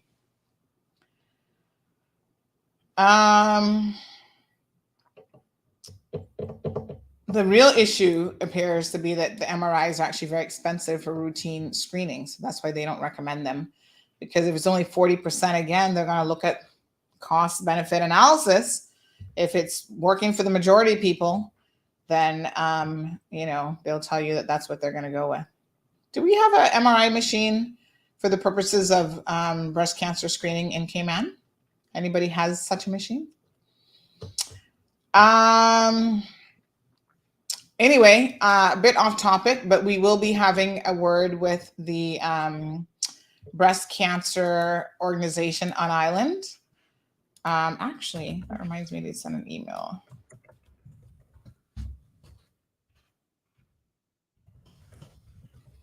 Weeks just go by so quickly. Okay, so on Thursday's show, which is tonight is Thursday, right? Gosh, the time just really, really flies. So tonight we're going to have data scientist Dr. Salimi, who's going to have a discussion about vaccines, debunking myths, and speak more generally about what the vaccines are, how they work, and what are the benefits. So make sure that you tune in for that. Dr. Jason Salimi will be on the program this evening. He is at the University of, he's part of USF Health, Public Health. He currently has over 150 peer-reviewed papers and many published abstracts and conference talks. In May of 2020, he began building his own statewide interactive dashboard to track COVID-19 in the state of Florida.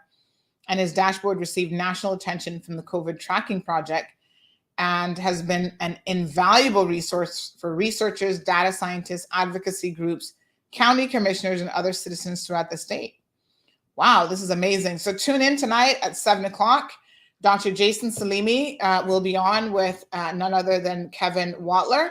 Again, this is part of the COVID CMR COVID Spotlight series, folks.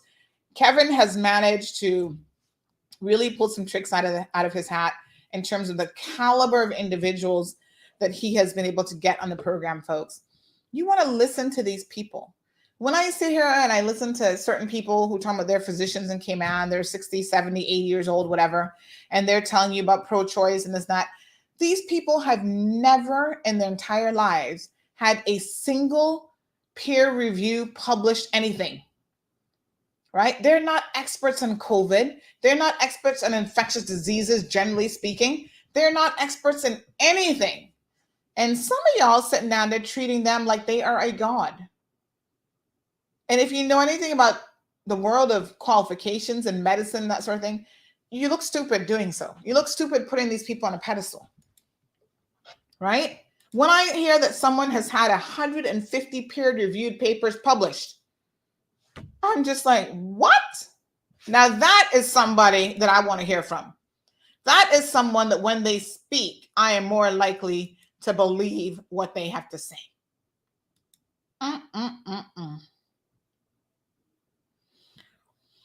All right, folks.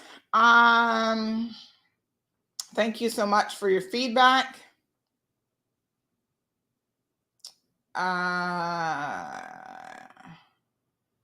Yes, they always use the, I don't even know. I think it's like the needle that they use in small pets, small animals and children. It's like the same size needles, like the baby needle.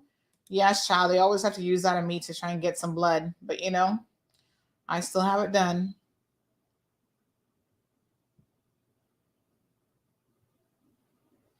So here it is now. This is the kind of foolishness that I really have an issue with. So this person says apparently one of the persons is out and about, knowing that they have a lateral flow test result that came back positive. Very irresponsible. Don't know the name, trying to get the information. This is where y'all just don't care. This is where y'all just don't care. You have a lateral flow positive result, and you're waiting on a PCR result. Why are you out and about? Are you crazy? Why are you hanging out with people? This is where we need to have a super jackass of the day category, because that's just so irresponsible, people. We're in the same boat together. Unfortunately, your decisions impact all of us. Try to be more responsible. Stop the nonsense. Anyway, good people. I thank you so much for tuning in. Here's a bit more information here. Vaccinated outside of the U.S. If you're fully vaccinated and you've received 1 dose of Johnson & Johnson's vaccine, any combination of 2 doses of the FDA approved, authorized, or anything on the WHO list. So this now is from the CDC. Says that those vaccinated outside of the United States are considered fully vaccinated if they have the 1 dose of Johnson & Johnson or any combination of 2 doses of the FDA approved or authorized.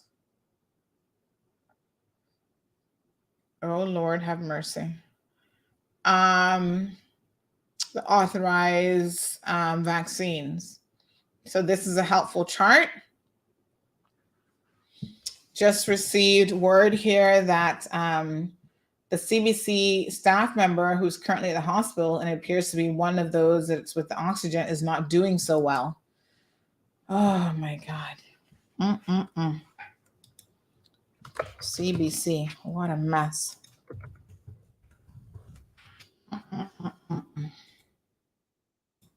Not good. Listen, whatever people think, I do not want for anyone to get seriously ill with this, but I know that is the reality. I don't know who this person is, but CBC, except for the one person who's on a work permit there, which we not get into this morning, is probably a Caymanian, or connected to Caymanian. So we'll soon hear who that poor person is that I'm hearing isn't doing so well in the hospital. I'm begging y'all, don't take COVID for a joke. I mean, seriously, do not mess around with COVID.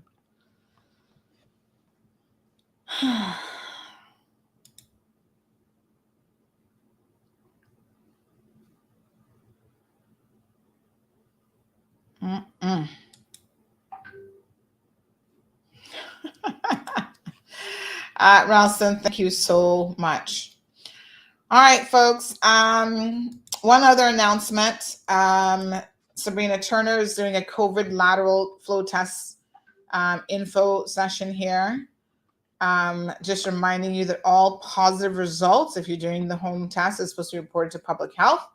And again, you have a responsibility to do your part, right? If you have a lateral flow test, you're supposed to contact public health. Now, I don't know how they want you to contact them. I mean, they have numbers here, but do they want you emailing them at all? Or because if you're contacting them, you can't reach anybody because they're busy doing other stuff. I don't know how that's going to work.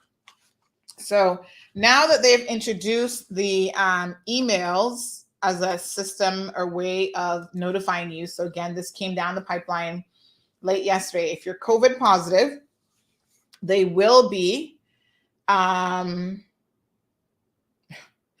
you're COVID positive, they will now be emailing you your results. So make sure you have access to your email and you're actually checking it. I think they just couldn't do enough phone calls yesterday, 100 and something phone calls. And when you call people, the phone rings off, they don't answer the phone, So they're saying, listen, check your emails. you need to be checking your emails in real time, because imagine how this is going to play out now. Say on Sunday, they were emailing this guy at the airport going back to the Brac. Would they have still called him because they knew he was traveling and wasn't just doing a COVID test for other purposes? Do those individuals, this is a question that I'll ask the HSA and public health here in a second, do those individuals get priority in terms of, oh, we better call, because they called him when he was at the airport about to board the plane to tell him to get out of the airport. There were other people yesterday in Cayman Brac who were at Faith Hospital waiting to get their second vaccine or get kids vaccinated or whatever, because now they're like, ooh, now that it's here, I better get on this vaccine thing. And they were called to say, you got a family member who's positive, to please get home immediately. Now you sitting there,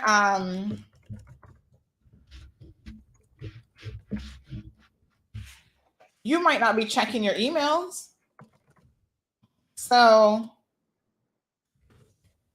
I don't know. It seems like it's a bit of a quandary with the emailing system, because I know a lot of people who don't check emails as regularly as they would be answering the phone. Thank you, Soka. The lips are real though. It's just the eyelashes, the eyes, and it looks like it's put on a little bit of blush. No, they said, wait a minute. Positives will get a phone call, negatives will be emailed. I thought they said, oh, hold on. No. People who are positive will get an email, just like those who are negative, and along with that email, instructions on what anybody has to do. Nope, Miss Brenda. I had to double check this because I thought I was crazy for a second there. In fact, let us watch what Dr. Lee actually said, and this is how we'll end the program today. But that's the quote that we have in the article, and I know we quoted that verbatim. We wouldn't have done it as a quote if we weren't sure of what he said. So yesterday was the 27th. Hold on one second. I'm going to pull up his video from... All right, so let's do Dr. Lee's video in case you missed it, and then we'll do the one from Minister Turner right after that. So yeah, no, the positives will be notified by email as well. I would have thought, honestly, hear me out now, public health and travel Cayman, and whoever's in charge of this.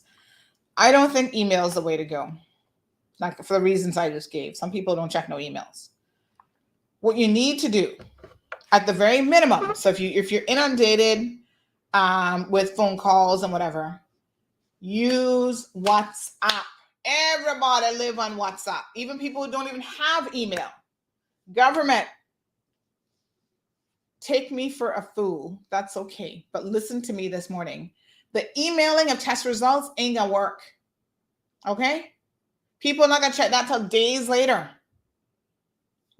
If you can't call, because you don't have enough people on the call system, send WhatsApp messages. You know how easy it is with the technology that we have? Hear me now. You set up a WhatsApp number for public health, for dialing out results only, right? Copy and paste. You have somebody sit in front of a computer.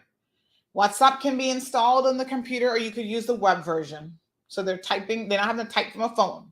You type on your keyboard. You type a standard message that says you have tested COVID positive. Here are your instructions. And you attach the document or a link or whatever. You copy and paste that. So you have 126 results yesterday. Literally in 10 minutes with copy and pasting, I could message all of the 126 positive people in like 10, give me 15 minutes. Say I'm having a slow day with copy and pasting, and I slow down a little bit because I don't want to notify someone who's negative that they're positive and make a mistake. It is the easiest thing in the world actually to do. WhatsApp them. Anybody at public health listening? travel, Cayman, government, anybody, work with me here. See the logic in what I'm telling you, that your desire to email people is not going to be the most effective way to do so. Not notification, no.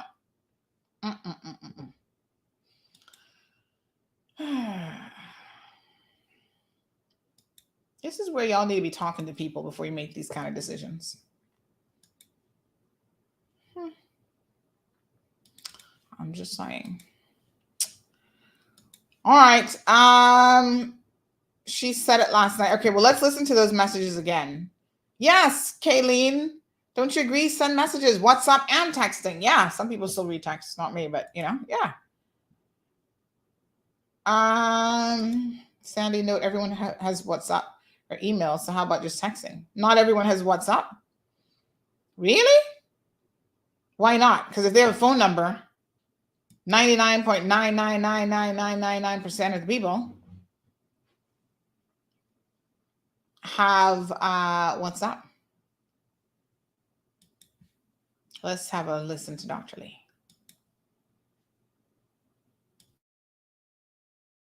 Hello everyone.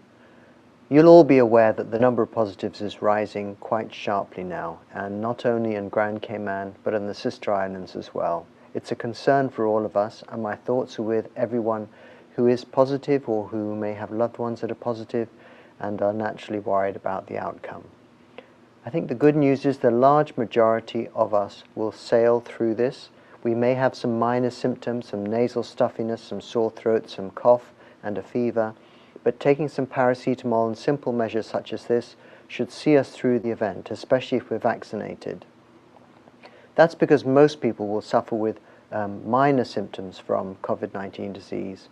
And that is also the benefit of having high vaccination numbers, because those people who are vaccinated are really protected against serious illness and any other poor outcomes. However, at the moment, because a lot of us are having to go into isolation, I think it's a good time to remember being well prepared, Cayman being prepared, and to think about stocking up of food, items, essential medicines and water, should you need that, in case you're asked to isolate or in case you have to look after somebody that's asked to isolate in your household. Largely as you would prepare for any disaster that's approaching, such as a hurricane. I know that some people are somewhat disgruntled that they've not received tests as quickly as they would like. Public Health did aim to phone everybody that's positive within 24 hours. However, with the growing number of cases, it's becoming increasingly difficult. As a result, a new process is going to be instituted whereby people who are positive will be sent an email, just like those who are negative. And along with that email will be instructions that anybody who is a new positive needs to isolate and continue to isolate. Those who are vaccinated for 10 days and those who are unvaccinated for 14 days. Many of you know that the HSA is undergoing some remodeling, particularly around the Accident and Emergency Department. This doesn't make the hospital look at its best, but hopefully it'll look a lot better once the work is done and will give everybody a better patient experience. So please provide the HSA understanding in that regard as they go through this essential remodeling process. Please also remember to respect all of the healthcare providers, whether they're first responders, people coming to your house, or whether they're people you're meeting in the clinics or in the casualty department or anywhere else in the public or the private sector. All of these workers are under a good deal of strain with the number of people feeling unwell at the moment.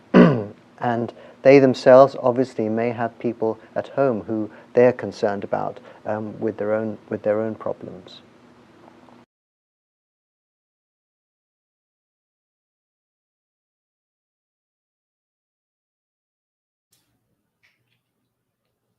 All right, folks. So that's Dr. Lee. Let me just pull up the Sabrina Turner video.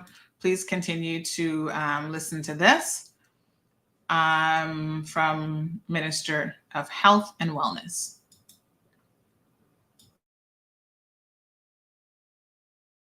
I thought it important that I speak with you all today to address any concerns and confusion that you may be feeling about the current number of COVID-19 cases throughout our community.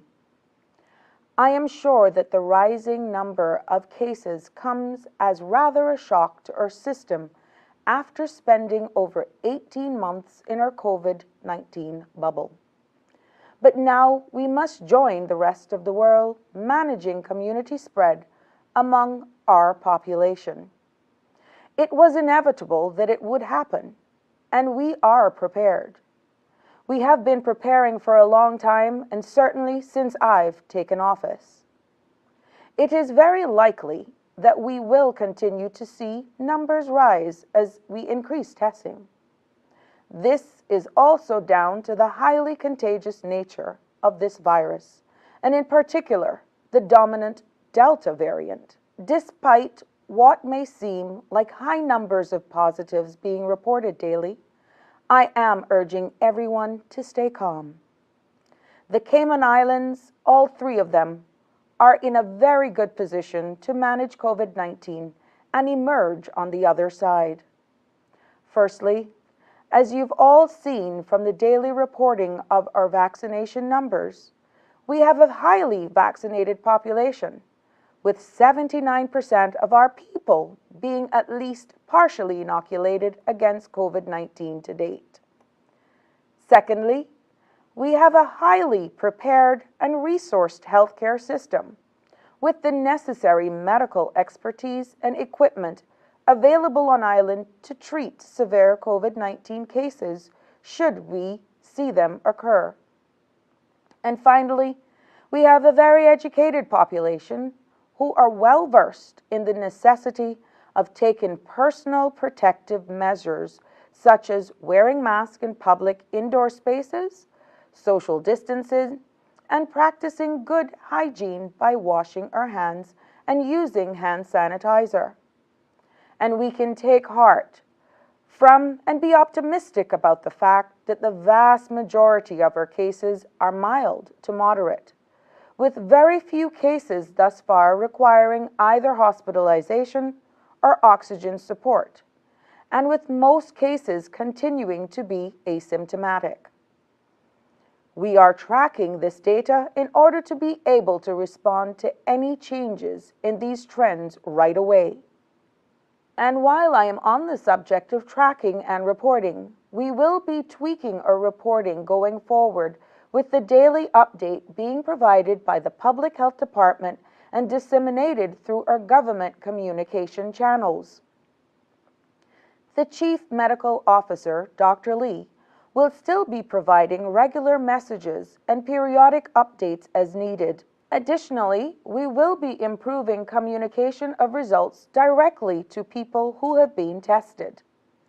Public Health will be notifying both positives and negatives via email going forward rather than negatives by email and positives by phone in order to make notification more immediate for those who are positive. In this way, we will also reduce uncertainty for people who are positive and will let them know as soon as possible if they need to remain in isolation.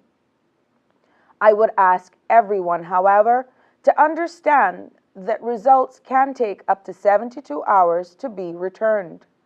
So please be patient, as we want to ensure that your results are accurate as well as timely. We will be launching an online reporting for positives over the next day or so. I would also like to ask anyone who thinks you may be positive to stay at home until you can be tested. This is the best way to minimize spreading the virus until you know for sure. I have also seen over the past few days that there is mounting concern in the sister islands regarding positive cases in Cayman Brac and Little Cayman. Again, this was inevitable, the current pandemic situation, but I assure you that we are extending the same support to our people on Cayman Brac and Little Cayman that we are on Grand Cayman. Everyone affected by COVID-19 in the Cayman Islands will have access to support in getting groceries and other supplies, as well as with getting their results in a timely fashion. and being able to apply for the ex gratia stipend if eligible. As we are doing with schools on Grand Cayman, we will be offering lateral flow tests in Cayman Brac schools so we can quickly identify cases and advise on isolation as needed, with the intent to make the process as quick and efficient as possible. National guidelines on COVID-19 testing for students and children will be released to the public tomorrow, Thursday, October 28th. We are committed to doing everything we can to inform, assist, and support you, and are walking with you and beside you through this time of community spread. I thank you all for your support and cooperation during this time, and wish you peace, safety, and good health now and always.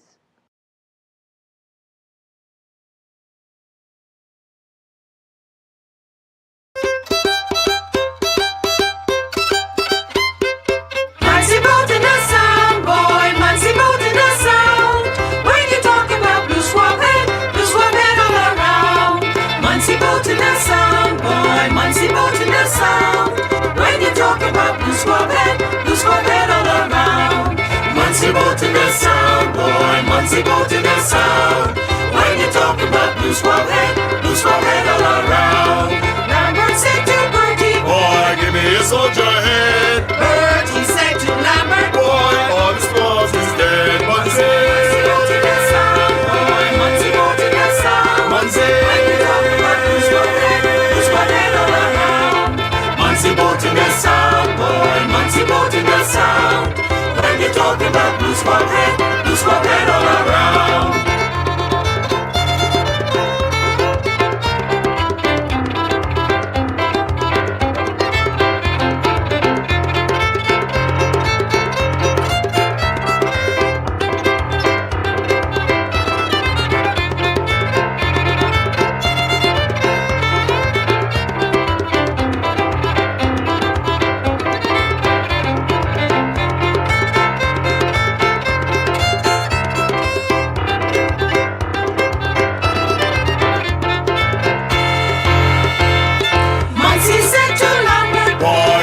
Soldier bait. Lambert said to Muncie, boy, all the soldiers is dead.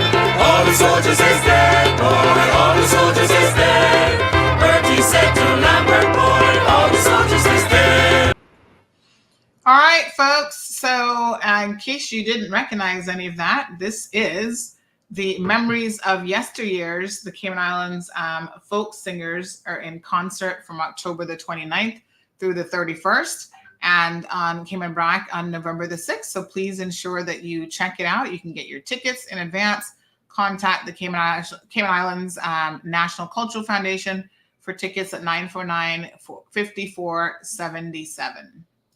Soldiers is dead. All the soldiers is dead. Once